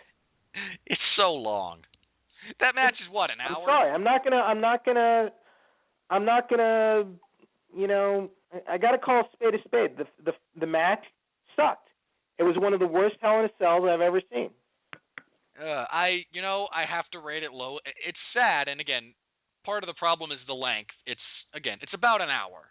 That's a pretty big chunk of time, and it just doesn't quite click the way some of their other stuff did. And I mean, this is it's one of the worst. I mean, it's not Kettle from Hell bad, but it's probably about as bad as Orton and the Undertaker, which was not good either. Which I'll get to in just a second. But so kind of the one bright spot is the Triple H Shawn Michaels thing. They have Evolution going at this point in time with great theme music. That's about all I can say good, because Randy Orton. I hate Randy. I really do. Oh god, I just hate him so much. It's irrational too. I just don't like him. But you get a little bit of life kind of breathed into Raw when Chris Benoit jumps over from SmackDown prior to WrestleMania 20, and you get some shakeups on the SmackDown side as well. Not quite as good. Brock drops the belt to Eddie and then leaves. Eddie and Angle go on to have a pretty darn good feud with super serious Kurt Angle and fun-loving, happy to be alive and champion Eddie Guerrero. But the Raw side of things, it really was it was not a good time to kind of be watching Raw. I mean, it was, if you liked the presentation of Triple H and Evolution, I'll say this, if that was your thing, gangbusters. You were all over it. If you weren't, not a whole lot worth talking about. I got to be honest. In 2004, I think Raw kind of turned around. Yeah. Well, again, that was kind of the time when, again, Brock left, Benoit kind of came over. The brand extension it wasn't quite as strict. It wasn't what it was. No, it wasn't. It certainly wasn't what it had been. been. It was always flawed to me because I feel like it was sort of their answer to the loss of WCW. We'll compete with ourselves, and it was weird. And the supreme irony being that when SmackDown starts winning, Vince decides we have to do something about this. Right. I don't know. I feel like you would have one show that was good, and then you would have one show that was sort of like really just terrible to watch, and then after a while they had just completely forgotten. They had forgotten about the brand extension completely, but they were still presenting everything. It got to a point in 2006 where no pay-per-view was basically brand extended, but they were still running 3 separate shows between ECW, SmackDown, and Raw, and you had world titles for each one, and it never worked. I'm sorry. Yeah, it got really. But I've mentioned them a couple of times now, so we have to talk about, and with good reason, we have to talk about Evolution. And for those of you who don't know, that was a stable, kind of the last really effective stable in the World Wrestling Entertainment of Triple H, Ric Flair, Batista, and Randy Orton. And they ruled the roost on Raw. Everything was about them all the time. They had all the titles at one point, and very kind of reminiscent of... At one point, they had the World Heavyweight title, they had the Tag titles, and the Intercontinental. Like so an they early... did not have the Women's Championship. Right. Or the WWE title, or the US title. But when they were on top was really when the brand split meant something, and the others were kind of exclusive to SmackDown. But you've got them, and they're on top of the world, and it's very kind of reminiscent of the Four Horsemen. Kind of updated a little bit in terms of presentation and whatnot, but that's kind of the feeling they were trying to invoke. So for you as a fan, how were Evolution as heels? I mean, apart from the fact that they were in every segment and you hated seeing them, but mixed bag. I think I wasn't really a big fan of Triple H as the ace and figurehead. I wasn't really a big fan of Batista, but I got to be honest. At the time, I was kind of into Randy Orton, and I definitely thought he had potential. And I think I liked his Intercontinental title run because at the time, I think he had finally given some stability to the Intercontinental title, and it made it a more prestigious title again. Because I think at that time, the Intercontinental title was not. It was just kind of getting passed around like every 2 weeks. And I think Orton gave the belt stability. He started, winning feuds. And I enjoyed his run as title. And I felt like when Orton was in Evolution, I thought he was a rising star, and I thought he was kind of on his way. And I think Orton, when he had the feud with Cactus Jack, I felt he had gotten to another level. And I enjoyed the Legend Killer run. I'm sorry, but I did. Don't apologize. If you enjoyed it, you enjoyed it. Again, I think Orton was at Evolution's peak. I think Orton was the best part of it. Okay. Until they messed up him winning the world title and turning face. I think that whole thing was. Yeah, just personally speaking, the only thing I've ever enjoyed that Randy Orton has ever been involved with was his no-holds-barred match with Mick Foley. Right. That's it. Now, your mileage may vary. Plenty of people like the guy. Just me, don't. Nothing he did before that, nothing he did since that. And I know So, Orton has a reputation for being a douchebag and things behind the scene, but I was a pretty constant Orton fan throughout the years from like 2004 through I guess we'll say around 2009. okay. Now, I will say this. To your point about him bringing stability to the IC title, I'd argue, and I think you'd be hard-pressed to completely disregard my point, that title has not meant as much since he has not been in and around it. Once he dropped the belt, Shelton Benjamin, I think, who had a lengthy run himself, but he didn't drop it to Shelton Benjamin. He dropped it to Edge. Yeah, he dropped it to Edge. Edge and Jericho had a feud, then Benjamin beat Jericho. Okay. Right. Yeah, I got my chronology wrong. But I would argue that since his departure from that title scene, that belt has just done nothing but decrease in value. I would agree. I mean, and some of that's on the people, some of that's on the booking and all that fun stuff. Orton, I think Orton was at the time. I think he was the best Intercontinental Champion in years. Yeah, I'd agree with that. Again, I don't like him. That doesn't mean he sucks. Right. He was a good heel for the title. I think he was something like the title had been missing for quite some time. Yeah. Well, Evolution breaks up. Okay. Evolution, they don't break up. They give Randy Orton the boot. Right. And we get a very slow turn on Batista becoming a babyface. And that all worked. Wonderfully executed, by the way. There's a reason Batista main evented WrestleMania 21 and John Cena did not. Right. And that's during that time period, Batista was about as hot as a babyface as you could possibly. Right. I think it was kind of like, in wrestling there are moments where people want to see, where you want to see something happen and you see it kind of unfolding. And sometimes wrestling will give that to you. And when wrestling does that, wrestling can be one of the most entertaining, most amazing, inspiring things you can ever watch. And I think, Winfree, if you're a fan, I think you know exactly what I'm talking about. And I think the reason the Batista feud works so well is because we started it seeing unfold, and we started seeing it basically snowball, and it reached its appropriate conclusion. And when wrestling can do that properly, it's one of the greatest things ever. Would you agree? Yeah, completely. Now, since we kind of jumped ahead towards WrestleMania 21 here in terms of chronology, I'm curious about, again, Batista kind of becomes the man on the Raw side of things.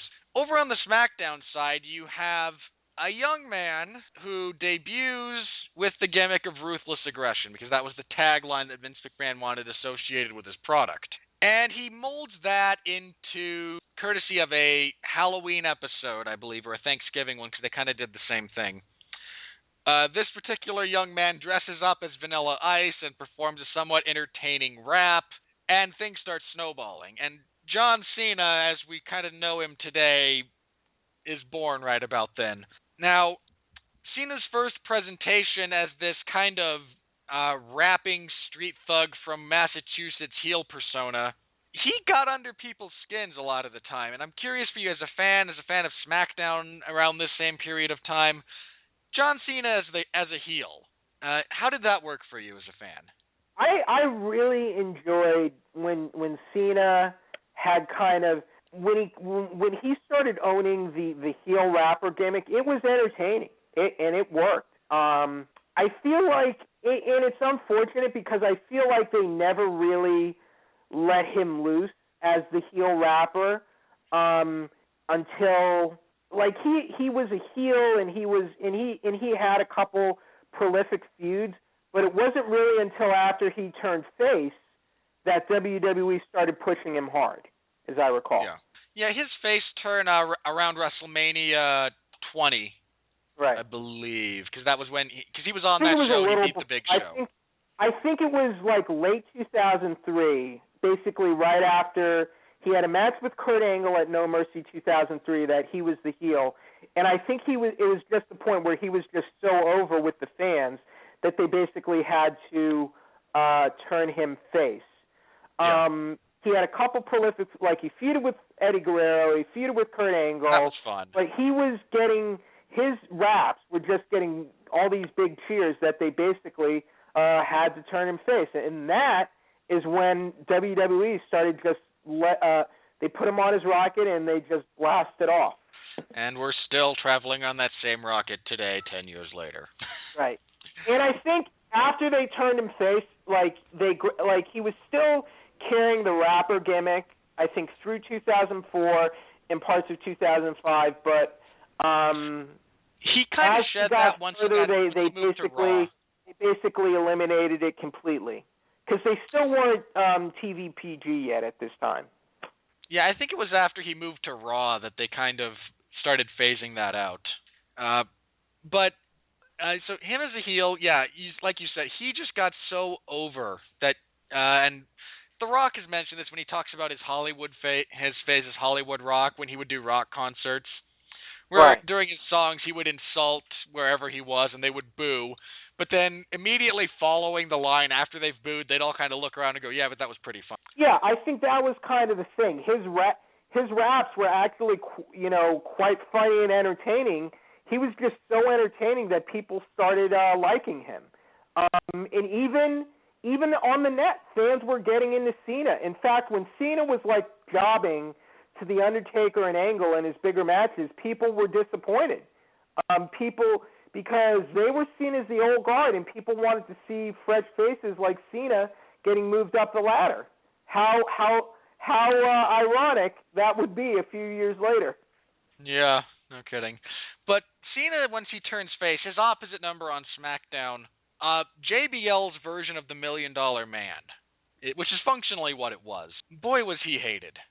I remember I watched at the time. I hated JBL. I hated him. I mean, it's irrational. I mean, it's, media presentation. It's a scripted show. I shouldn't feel that level of hatred towards a character. But I wanted him gone. I wanted him off my screen. I didn't want to hear his voice. I didn't want to see him in promos. I didn't want to see him weasel out of another match.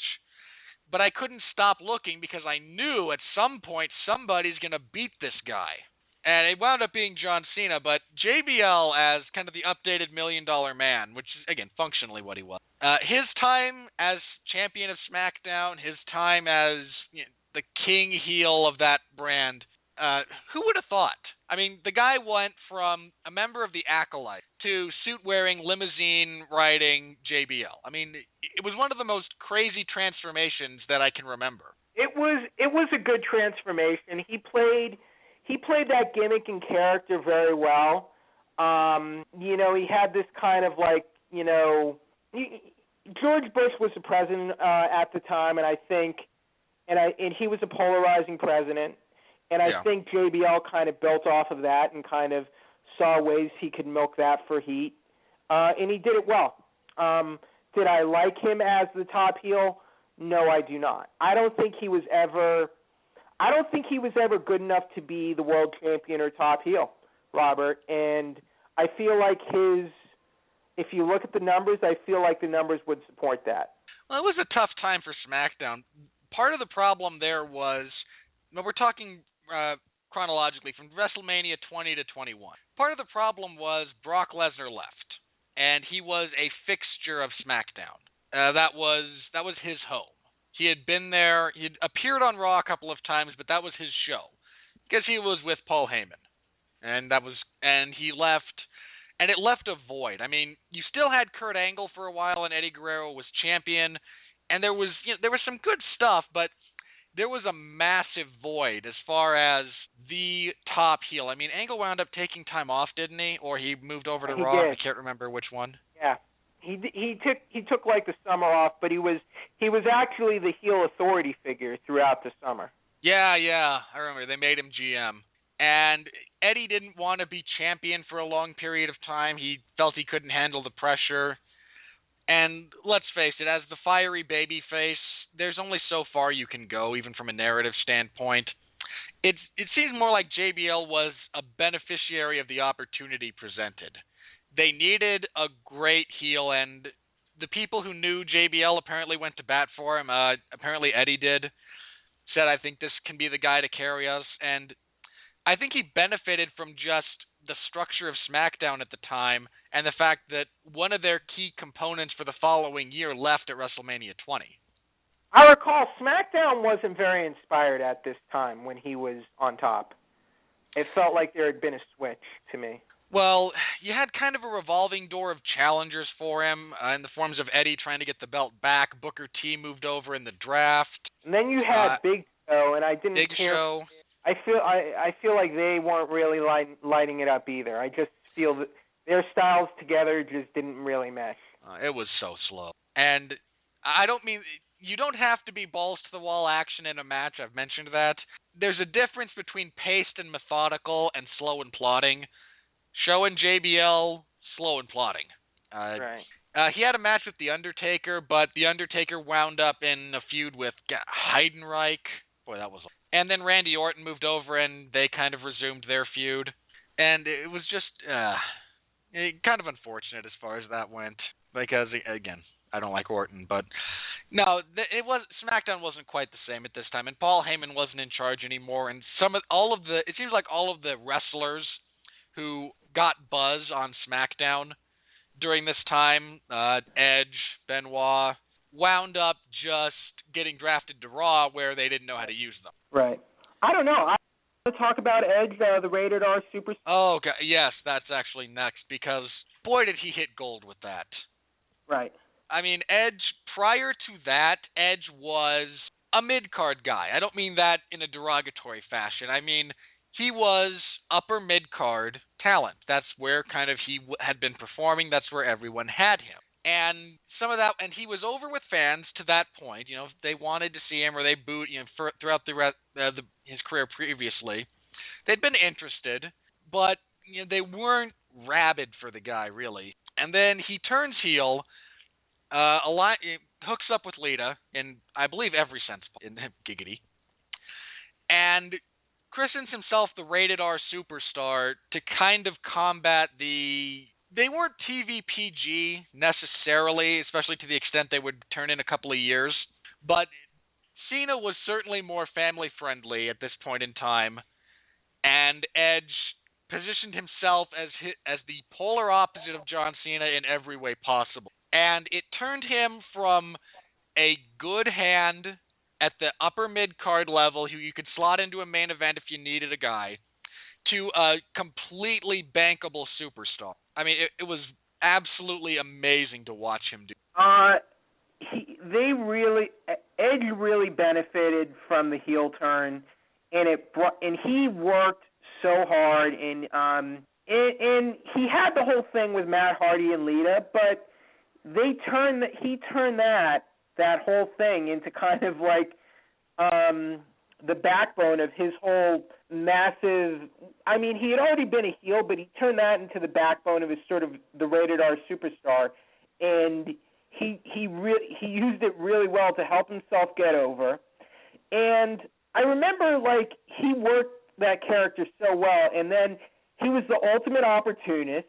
He had the money in the bank. He used the money in the bank to easily take the world title from John Cena. And the numbers, I recall, Cena was already getting stagnant at that point, and people were getting kind of just sick of Cena's act and his more sanitized act. And I think people thought Edge was a breath of fresh air, and I feel like the numbers support that. And then they jobbed out his title reign a few weeks later to John Cena. I feel like they really just should have given Edge the ball and let him run with it, through to WrestleMania and just see what happens. I feel like he had really caught on to something at the time, and he did have successful main event runs after that, but I feel like that was kind of a sweet spot for him, where I feel like, again, when I talk about wrestling, those moments where you kind of see those things you want to see happen, and when wrestling gives it to you, it's so amazing, and it can be downright orgasmic. But when you see things like what they did with Edge in early 2006, it's like, what the hell, man? It's like, it's right there. Why are you messing it up? But whatever. I hear what you're saying. I mean, like you said, Cena was already getting a little bit of the backlash that would become famous. I read an interesting thought somewhere that actually without that brief run by Edge and Edge's opposition to John Cena that would go on for years, that was what did the writer refer to it as? The release valve for all of the anti-Cena sentiment that was going on at the time. We got, a month of Edge on top of the card as the smarmiest of slimy heels. Right. I mean, he looked the part, he acted the part. He was something different, and I feel like he was a good worker. Seen anything like that. He was always a good worker. I feel like he was a better worker to me than Triple H, and even The Undertaker. He was something different that I feel like the main event scene had really needed for a long time. Yeah, of course, to kind of compound this issue round about this time, the WWE seemed to be churning out their new talent that they were debuting. All seemed to look, wrestle, act, and talk the same. So anything that was different was just glorious, even if it was just because it was different. And Edge, of course, had a bunch of other stuff going for him as well at the time. Again, good to great talker, really good wrestler. I mean, just so much good stuff about Edge. And again, the polar opposite of John Cena. And when you can get a rivalry that features two guys who are so opposite but who mesh so well together in presentation, it's great. I mean, I'd rank Edge and Cena. They had a lot of matches. There's some longevity and some history between those two when you actually look at the time frame. But overall, I'd rank what those two could do up there with some of the other great rivalries. I mean, Shawn and Brett, Austin and McMahon, Dusty and Flair. They had that kind of polar opposite mentality, but meshed so well together in presentation. I mean, it was great when those two were together. They definitely, I think, those two usually brought out the best in each other, and they had some of their better main event matches with each other, except that the Royal Rumble 2006 match, and I guess some of their later matches around 2009. When you had Vicky Guerrero and all that nonsense. But 2006, I was really into the Cena Edge. It was one of the best things going in wrestling. I mean, I don't say that lightly. All right, let me see. I agree. That we've talked a little about. Okay, I'm curious as to. We talked about Randy Orton as part of Evolution. Okay. When he was a singles wrestler, Orton as. Go ahead and dovetail this into his Viper/intermittent explosive disorder persona if you'd like. But Randy Orton kind of as the heel on his own, which is ironic because he's never really been on his own. He carted his dad around with him for a while, and then he formed Legacy with Minnie DiBiase, who was awful, and Cody Rhodes, who is stupendous. But Randy Orton as the kind of cold-blooded, calculating Viper and the intermittent explosive disorder guy, how was that time of his career for him? I remember. I feel like Orton was kind of in 2006 and 2007. I remember in 2006 he was having disciplinary issues. He was having wellness policy issues. Well, he got sent home from a couple of tours, didn't he? I remember specifically one European one he got sent home from. Right. I think in 2007 he was kind of transitioning back into the main event scene, and he was becoming an opponent for Cena. I remember they had a match at SummerSlam that was actually quite good, and I think was probably their best match to date.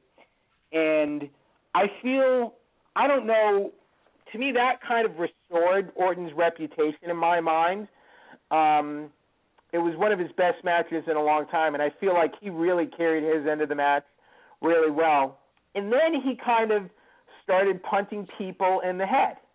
And that really worked. He went after John Cena's father, and they Then I think Cena got injured, and they made Orton the champion. He started feuding with, and I think he was his own. He was on his own at that point.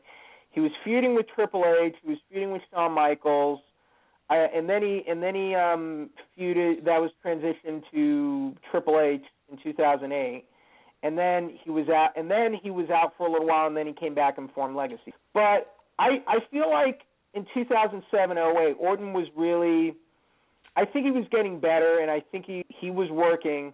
I think he worked good matches at that point, and I think he had rebuilt himself very well. And I enjoyed his matches with Cena, to be honest. His matches with Triple H, not so much.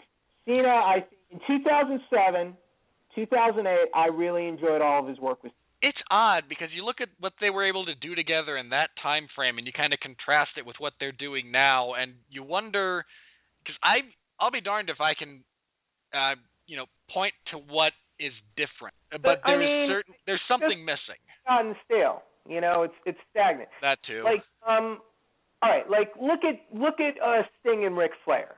Sting and Ric Flair had a lot of matches over the years. Yeah. Look at some of their matches. Like, they had a few matches in '95, '96. Those were not as good as some of their matches earlier in their careers. And they kind of they get into a routine. They got into an obvious routine, and they kind of, I'm not saying they're kind of going through the motions, and they can't, and look, you cannot deny that a huge contingent of fans are sick of Cena and Orton, and they've both been doing the same thing over and over again, and, fans want to see something different. I think that's mainly what it is. All right, I think the last guy kind of on my list here, and I hope I have the timing right. I believe I do, but going into WrestleMania 25, I believe after 24, going into 25, somewhere around that area, we get... I also attended this event. Yeah, yes, you did. In fact, I have been working for 411 a couple years at this point, and I was actually credentialed by WWE to attend the event. Now, my question here is, Chris Jericho, he, at this point in time, he was doing his The Last Honest Man gimmick, which was, the kind of the impetus for that, his feud with Shawn Michaels, which I think is probably the best feud that the WWE has done in a long time.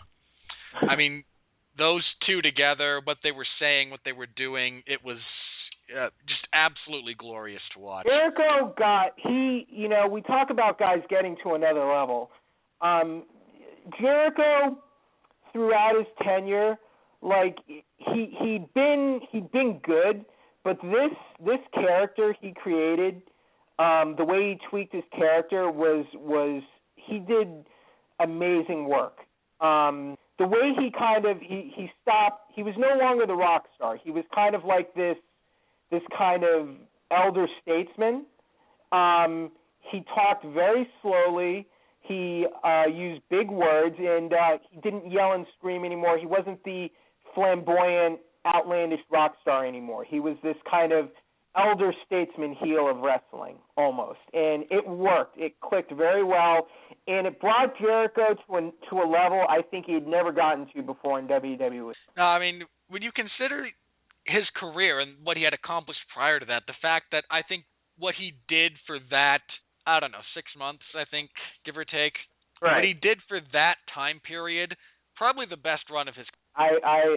I agree, because I feel like there were opportunities where the WWE could have given him that rocket ship when he was like a face, and it didn't really happen. And I feel like when he was a heel and he was champion and he was undisputed champion, he was a lame duck. I don't think anyone can deny that. He had a run, but he was basically a transitional champion to Triple H. He was basically Triple H's bitch.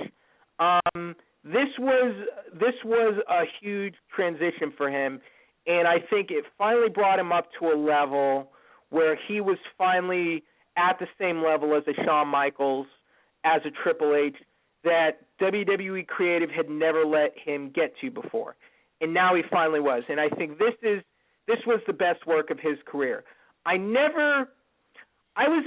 he came back and he kind of had I liked the electric outfit and the kind of throwback gimmick he did. I feel like it had potential, but I feel he didn't live up to it. You know what I mean? Yeah. But I mean, this is for those of you who maybe weren't watching at the time or who are reliving. But even in an era of the internet being what it is and professional wrestling fans being what they are, especially professional wrestling fans on the internet, nobody cheered Chris Jericho during this time period. Didn't matter who he was in the ring with, you booed Chris Jericho. He had the kind of universal heat as a bad guy that you would kill for if you're in that position. I mean, it was just absolutely glorious to watch.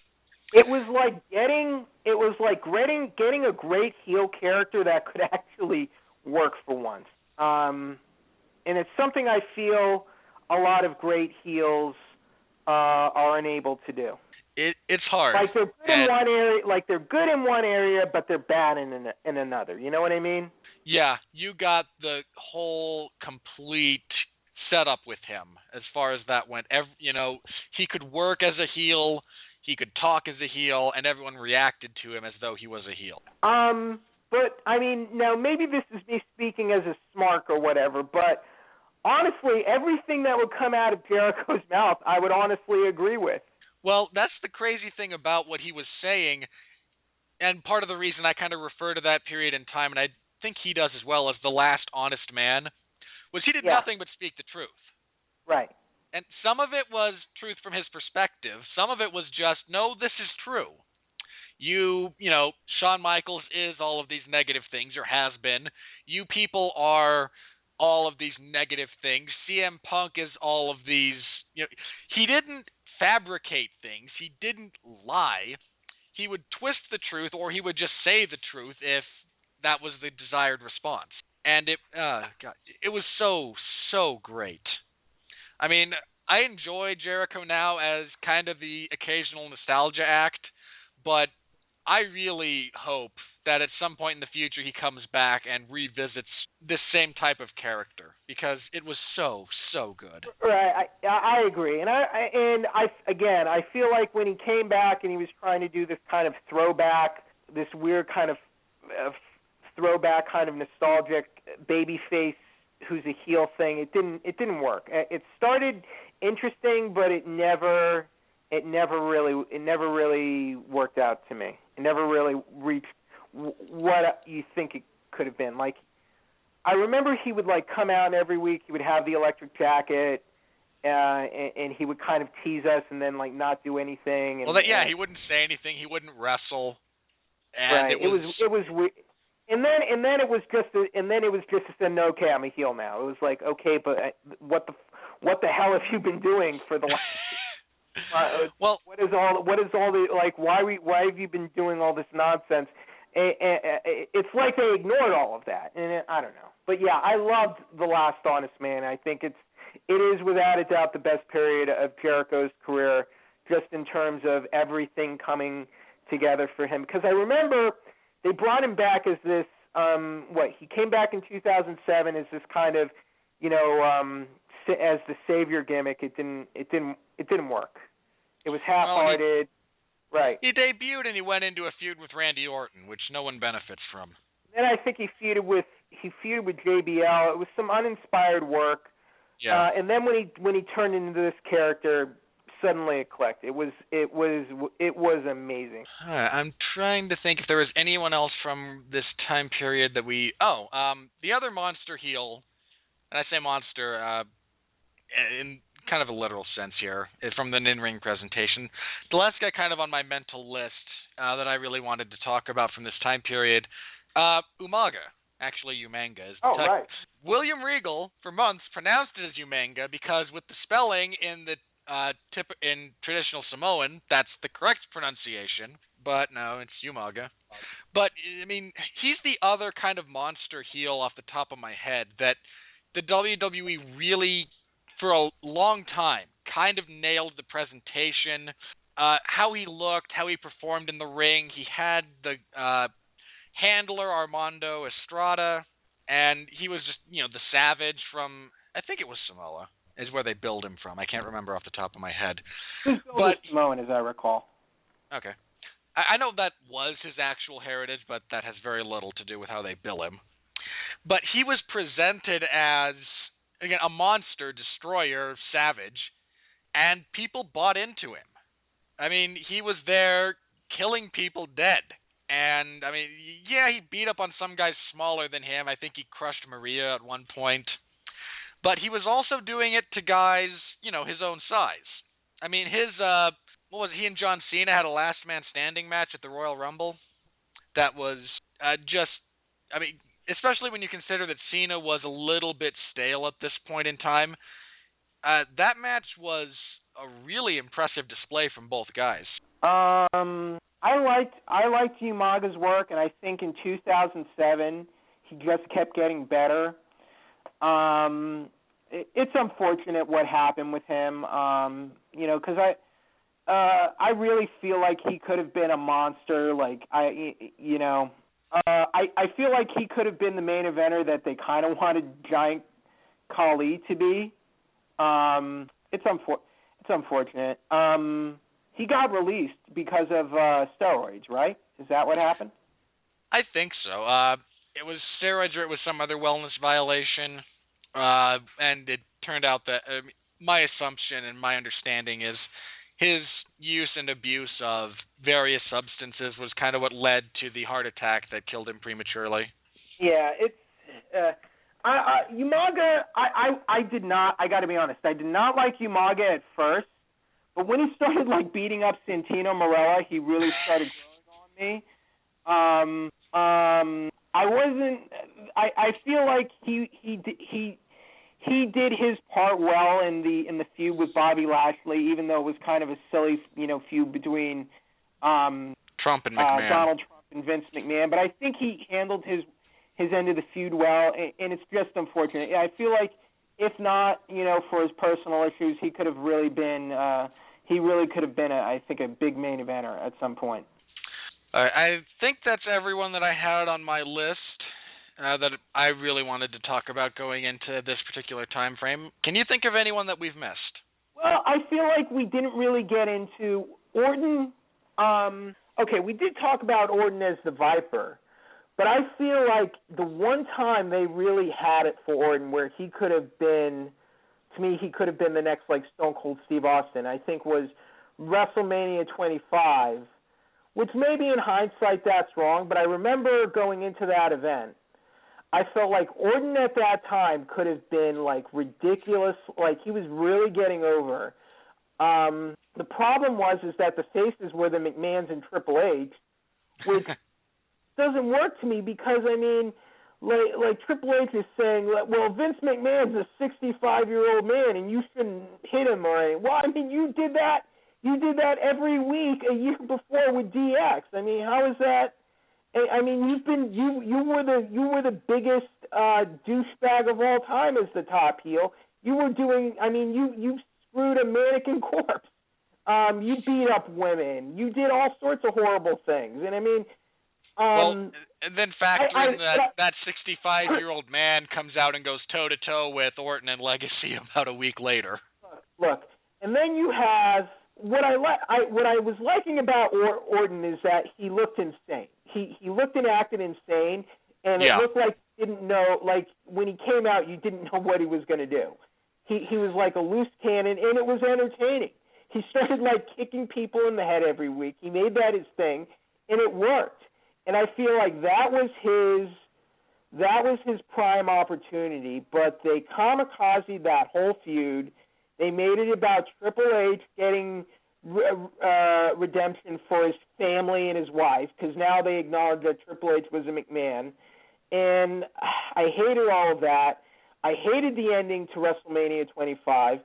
And that was just that's kind of the polar opposite of 17, where you talk about how you set up a card and paste the card, where Undertaker and Shawn Michaels at that event had the match of the year, but the problem is they put it on before the main event, and no one cared. After that match, no one cared. No one cared about Cena. Yeah. I mean, Cena versus Edge versus Big Show was a horrible match and it was a horrible feud anyway. No one cared about that match. No one cared about Triple H, and the match was paced horribly. Wasn't horribly. They attached that stupid stipulation of DQ will change hands. But they made it so like Orton was the heel and Triple H had to get redemption and payback for his wife, and they failed Orton. And I feel like Orton never recovered from not getting that was Orton's WrestleMania moment. And I feel Orton as a performer never recovered from never getting that moment. I won't disagree with you too much there. It was an odd choice to end it that way. I mean, again, I have not enjoyed anything Randy Orton has done, but a lot of that is my personal taste, my personal preference. But objectively speaking, you're assessing, what, the crowd reaction to him at this point in time, his presentation as a guy who was crazy. No, it worked. I mean, it didn't work for me, but I'm not the whole audience. I'm a guy who doesn't care about Randy Orton. But most people, and you included, I mean, people were reacting to what he was doing. He had some pretty serious heat the time he DDT'd Stephanie. And, I mean, kicking Vince McMahon in the head, and the way he looked after he'd done it, like, I don't remember doing this, what the heck happened? You hit the nail on the head, and you said he presented himself as crazy, and no one knew what was going to happen. I mean, Dean Ambrose has kind of a similar vibe going on now. Not exactly the same, but similar kind of loose cannon, unpredictable thing going. I got to be honest. I liked him kicking Vince McMahon in the head. This may make me sound like a bad person. I liked him DDTing Stephanie and like holding Stephanie hostage and holding Raw hostage. I mean, I like. Maybe it goes back to the Stone Cold thing, but you like loose cannons, guys who kind of cause trouble and kind of break from format, and do crazy things. And I think Orton played that character really well. And I feel like WWE was not looking at the audience and not giving the audience what they wanted. Yeah, that's been a problem. All right.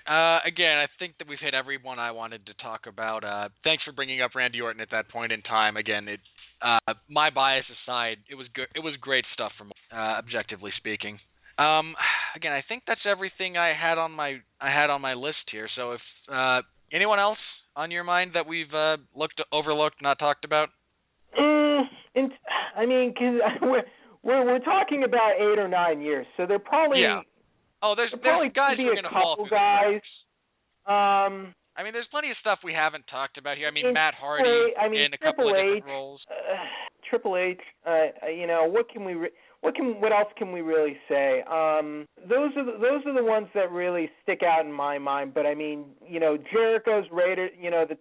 The height of his rated R run. Jericho as the last honest man alive. Those were kind of the highlights of those years for me in terms of just quality heel. I feel CM Punk. I guess CM Punk had never really been. He had yet to turn full on heel.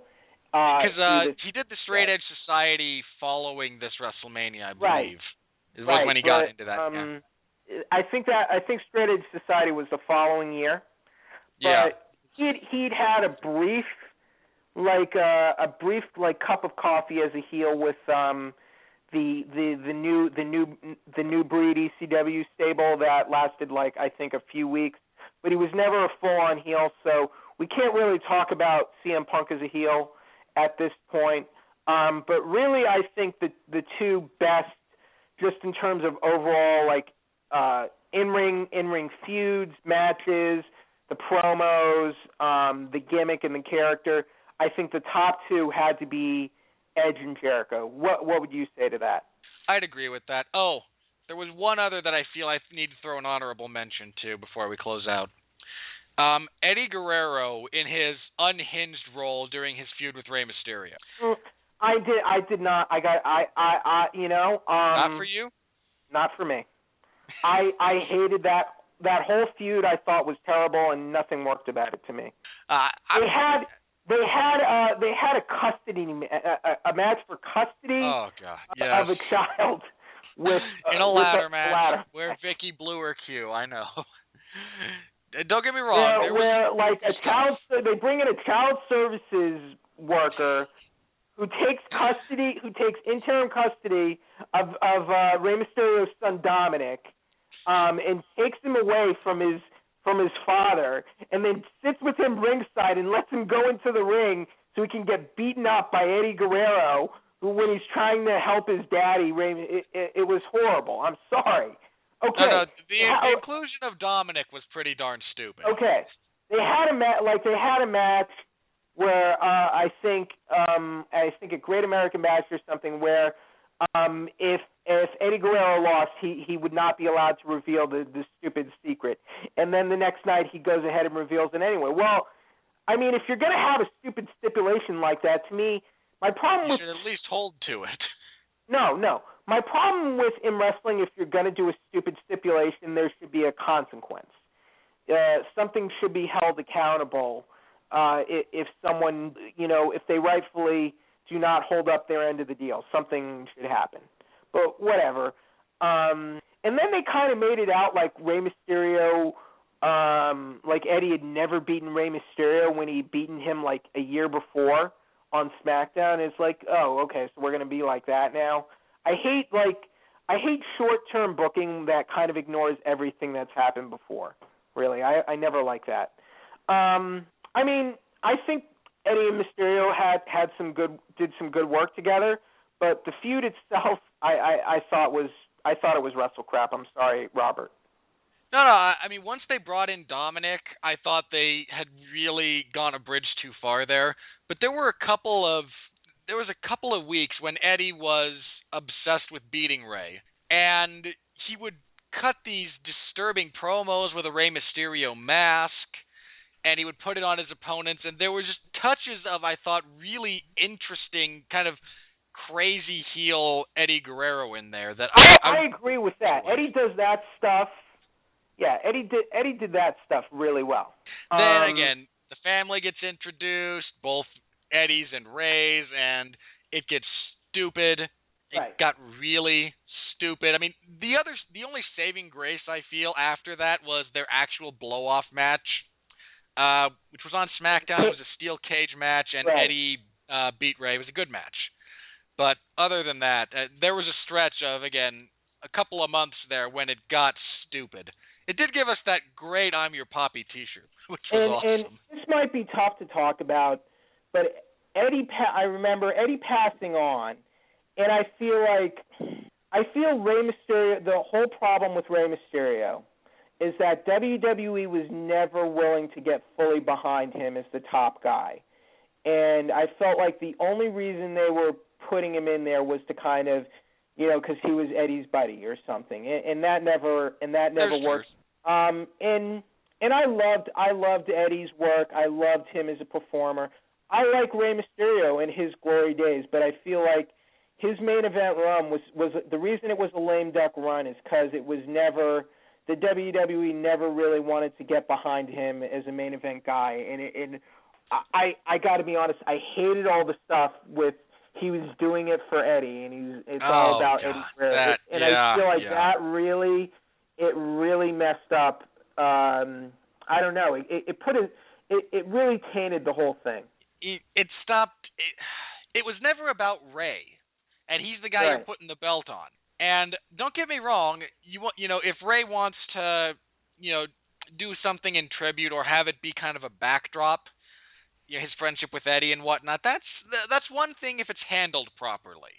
It's another thing for everything he does for a year plus to be specifically in memory of Eddie.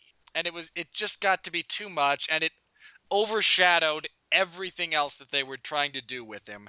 And it was a classic case of something that never got started because it was never set up properly. I think it says a lot that, Rey Mysterio won the Royal Rumble that year, and he didn't get to main event WrestleMania. Oh, heck, the Rumble wasn't even the main event of that particular Rumble pay-per-view. Yep. That was one of those rare. That was also one of those rare instances.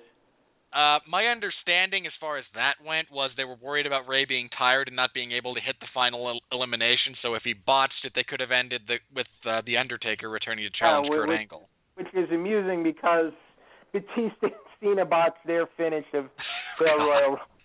Yeah, they indirectly or directly, depending on how you view things, caused Vince McMahon to tear the quads in both legs. Right. That's still one of the funniest things I've ever seen. Him coming down, going to do the slide, and then immediately being unable to stand. I mean, I know it's searing pain, and I shouldn't laugh at another human's agony, but it just amused me to watch him be angry Vince from a seated position. I don't think there's anything wrong with being a little amused with, Vince hurting himself. No, all right. He's doing that silly, ridiculous strut. He's clopping on down. He could have just walked. He could have just taken the stairs. He didn't have to slide. It's his own fault. So I mean, whatever. Yeah. I mean, to make matters worse, as far as that particular Royal Rumble goes, on every replay you see of it, while they're trying to sort out, to save time because they botched the finish, if you actually watch what happens, one of John Cena's legs never touches the ground. It lands on Batista's chest. Right. In every replay they show from every angle, Cena's foot clearly never touches the ground, and we can't figure this out. Oh, well. But that was kind of the... Anyway, that's all the major acts that I wanted to talk about, and again, I mean, there's a bunch of stuff. Again, this is a 9-year period of history that we're kind of glossing over. We haven't touched on, Booker T's heel run on SmackDown, Matt Hardy in a couple of different versions. Oh, okay. All I'll say is I loved King Booker. I'll say this. When Booker T never clicked in WWE until he found... Well, when he had his brief face run, when he was tag teaming with Goldust, and he had a brief face run, I think he was doing okay.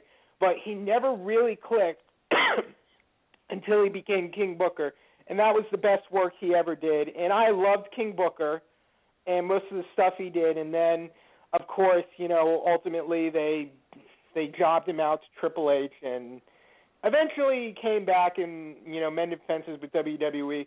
But man, I feel like they never got enough out of King Booker. It was good.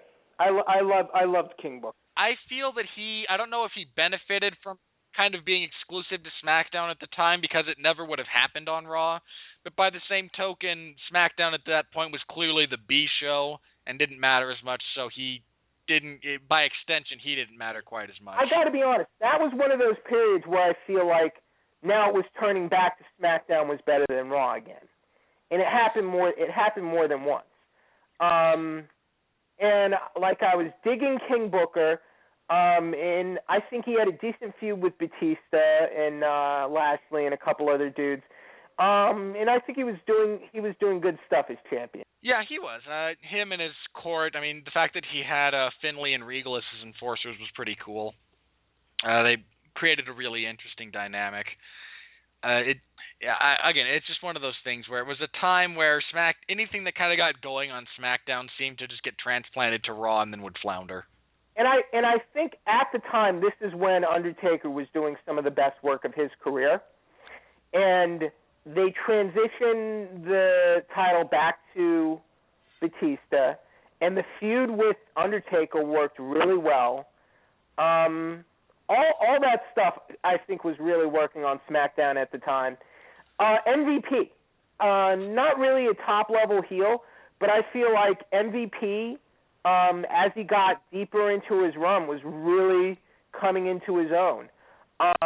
2007 and 2008, he was doing tremendous work, and then WWE just decided to start punishing him and jobbing him out, and he never recovered. And that's the story for a lot. There's a few guys this has happened to. They come in, they give him a big push at the outset, and then they just lose interest with him and make him another guy. And MVP was one of those guys. You cannot tell me, watching MVP from 2007 to 2008, he was not working like he could have been a top-level guy at some point. No, he had all the potential in the world at that point. And I'm not a big fan of TNA wrestling, but he's doing some good stuff over there right now, too. I mean, he's clearly still got it going. And his character in wrestling at the time, especially WWE, as that, pompous, arrogant, spoiled, star athlete was a really great character.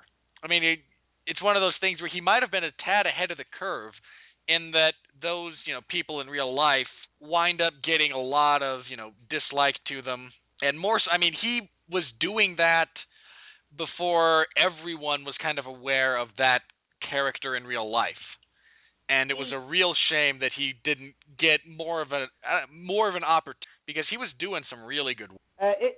It's a shame, but I mean, I think that's one of those examples of, you have a dynamite heel, he looks like he's a rising star, and then for just some reason or another, WWE decides we're going to punish him and job him out. And I just don't get it. When they do things, I just don't understand. Like, why would you do that? This kid could be like one of your future. Maybe he's not going to be the next Rock. Maybe he's not going to be the next Hulk Hogan. But he could make money for you. I mean, look at Edge. Edge had to fight to get that opportunity. And I'm just like, I feel like an Edge is a Hall of Famer. And I feel like MVP could have been that, and it's really through no fault of his own. And there are many stories we can find for this. Guys just who are so good, and they're doing such great work. It's just this is kind of one of the unfortunate things about the business, kind of the nature of the business. There are guys who do good work and have these good runs, and then for whatever one reason or another, WWE just loses interest in them.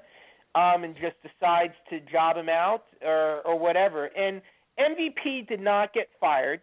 He decided to quit because I think he saw the writing was on the wall, and I think he made the right move, and he's done good work consistently throughout the years. So, I mean, he seems to be doing okay. It's just a letdown to me that you had a star in the making like MVP, and that you let petty BS get in the way of making him a bigger star. Yeah, I agree with you. He was so interesting. I mean, his interactions and his pseudo feud with Teddy Long at the time were so much fun. With Matt Hardy, his feud with Matt Hardy was fantastic. I thought was so well done and ahead of its time, and just it was like that was like his last great feud. It was really Matt Hardy's last great feud, for that matter, as well. It was really the peak of both guys in the for their WWE runs. And even when MVP was getting jobbed out, I remember he would go out there and he could have a good match with anybody. And to me, that's a guy you want on your roster, and you could push to a higher level. I just don't get it. I wish I knew. I really do. Even, I mean, whether I agree or not, it's one of those things I wish I understood better. I think, and I'm not going to say it's going to happen to him soon, but the guy I see it happening to right now, just for comparison, so we connect back to this time period, it's what was happening to MVP in that time period, I feel is now happening to Cesaro. Oh, God. That guy should be. Let me say this. First of all, as far as Cesaro goes, I'm a huge fan. I've been a fan of him when he was wrestling in Combat Zone Wrestling with Chris Hero as part of the Kings of Wrestling. And he was going by his real name, Claudio Castagnoli. His stuff in Chikara, his stuff in Ring of Honor, his stuff in CZW. I've been a fan of his for a really long time. And I don't know what the hesitancy is to get him really going, but I hope whatever it is, they get over it, because I love him. The fans love that guy. He's great. He's not the best promo, but he's got charisma. And it's not the loud, boisterous, charisma that you're used to getting from, Cena or Hogan, or even the kind of thing you get from Randy Orton as far as presentation goes. He's got personality. He carries himself with charisma, and he has it factor. He's not like a bland worker. He's not. He doesn't look bland and present himself bland or generically. He carries himself with a lot of charisma, and he works excellently in the ring, and he executes his character well in the ring. Yeah, he has all those elements. I don't understand it either. what was the celebrity comparison I heard on someone? Someone compared him to Jason Statham, and it struck me as very apt in that if you've ever seen a Jason Statham movie type thing, he's not big, loud, boisterous, over the top, but you always want to see what he's doing, and everything he does, he presents himself very well, and he's got that, like you said, the it factor. You want to watch him, and whoever compared him to Jason Statham, I forget which podcast I heard it on, but it was completely accurate. But I remember when MVP first came in, I wasn't really high on him, but after his feud with Kane, I guess it was really the feud with Benoit. I mean, Oh, he and Benoit had some great stuff. Yeah, I mean, it's hard for me to talk. It's just hard for me to talk about Benoit because of what happened with him. But the matches he had with Benoit just really upped MVP's stock in my mind, and I feel like it brought MVP to another level. And then he had that feud with Matt Hardy that I just thought was excellent, and I loved that feud and all the matches they had. And I felt like after that feud was over, it felt like there were going to be bigger and better things. And there was a rumor with MVP that apparently he made a joke about a guy taking his piss test or something. He insulted him or something. And I don't know if that's even true, but I don't know. It felt like they were making him run it's like you bring a guy in, you protect him, and then you push him really hard. Then why suddenly job him out like that? I just don't understand why you would do that with a potential star like MVP. Do you have any insight on that, Robert? I have no clue what happened there. I really don't. I mean, again, on the one hand, I understand you don't want to just strap a rocket to a guy right off the bat and he never has to, put in some work type of scenario. I understand making sure they're actually in it. But at this point, right. Look, anybody who wrestles Benoit voluntarily for that much, I mean, even, I understand a lot of people have some issues with that, but if you can kind of put aside, what happened and just kind of remember the style he wrestled, that wasn't something people were lining up to say, sure, I'll go do that. I feel like he had already paid his dues, and there were only better things on the horizon for him.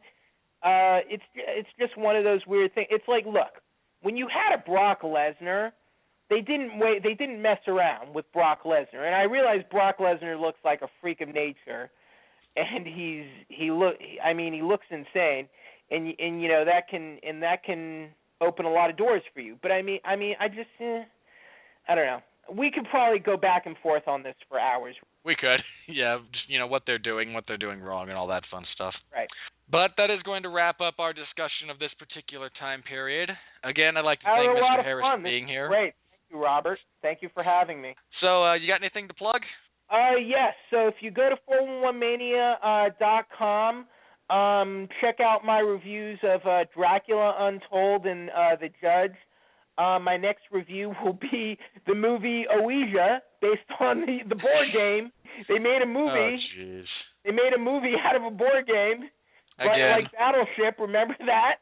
Unfortunately, yes. So I'm seeing that next week, and I'll have a review of that up on the site. Check out my column on UFC. They've announced that Roy McDonald is going to be fighting the winner of Robbie Lawler versus Johnny Hendricks, and kind of the trouble we've had with setting up title fights throughout this year, and how, title fight announced, and then it promptly falls apart. Is UFC jumping the gun by maybe setting up this fight, and what's going to happen with that? So check that out. Let's see, what else do I have coming up? Still got the interview with Jake Ellenberger. It's just it's a longer interview, and once I sit down and transcribe it, it'll be up there. He'll be fighting next month, so it'll definitely be up before then. All right, look forward to reading that. Robert? Sorry, what was that? Thank you. All right. As far as I go, I've taken a couple of weeks off from writing columns. I've been doing some coverage, including World Series of Fighting 14, headlined by Jake Shields and some guy he tapped out at almost the end of the first round. Only Jake Shields could make a first-round submission win boring. But I will have something up this week. I'm planning on doing a big breakdown of the upcoming featherweight title fight between Chad Mendes and Jose Aldo. So look for that. Should be a lot of fun. So again, in the MMA section of 411 Mania. I also host the 411 Ground and Pound radio show Sundays at 8 p.m. Eastern. We took a hiatus last week because there was nothing worth talking about. Nothing in the news, no fights, none of that fun stuff. So we took a week off. We'll be back this coming Sunday, 8 p.m. We will be previewing UFC 179, Aldo versus Mendes 2. That whole pay-per-view top to bottom. Jeff Harris will probably be back. He's normally there. So tune into that. It is a call-in show. Information for how to get in touch if you want to have your voice on the air is given out at the top of each show. Be sure to check out all the great shows here on the Radulich Broadcasting Network. We got a bunch of them. They're all worth listening. We got sports. We got news of the day, comic source material, my show, movies, metal, if you're into metal music, all of it. Subscribe, Blog Talk, Stitcher, iTunes. That way you just get it all. You can rate us, you can give reviews, all that good. So I encourage you to do that. I'll be back next week. I'm trying to get back on track for once a week, everybody. Want to go back to weekly. That will be WWE from WrestleMania 25 to the present, give or take, is the time frame I want to discuss. So all the great heel characters that have come about, the state of the business currently, all that good stuff. So tune in next week, same time. And I will be sure to get all that information out. If you want information as it becomes available, the Radulich Broadcasting Network Facebook page provides all the information. So go over there, like that, get all the information there. That's going to wrap us up here. Again, I have to thank Jeff Harris for being on this on a little bit of short notice. It's always nice to have him on. I'll be back next week. Until then, remember, if you don't have a decent villain, your hero, he's just a strange man in tights. And nobody wants that. Night, everybody. So say good night to the bad guy.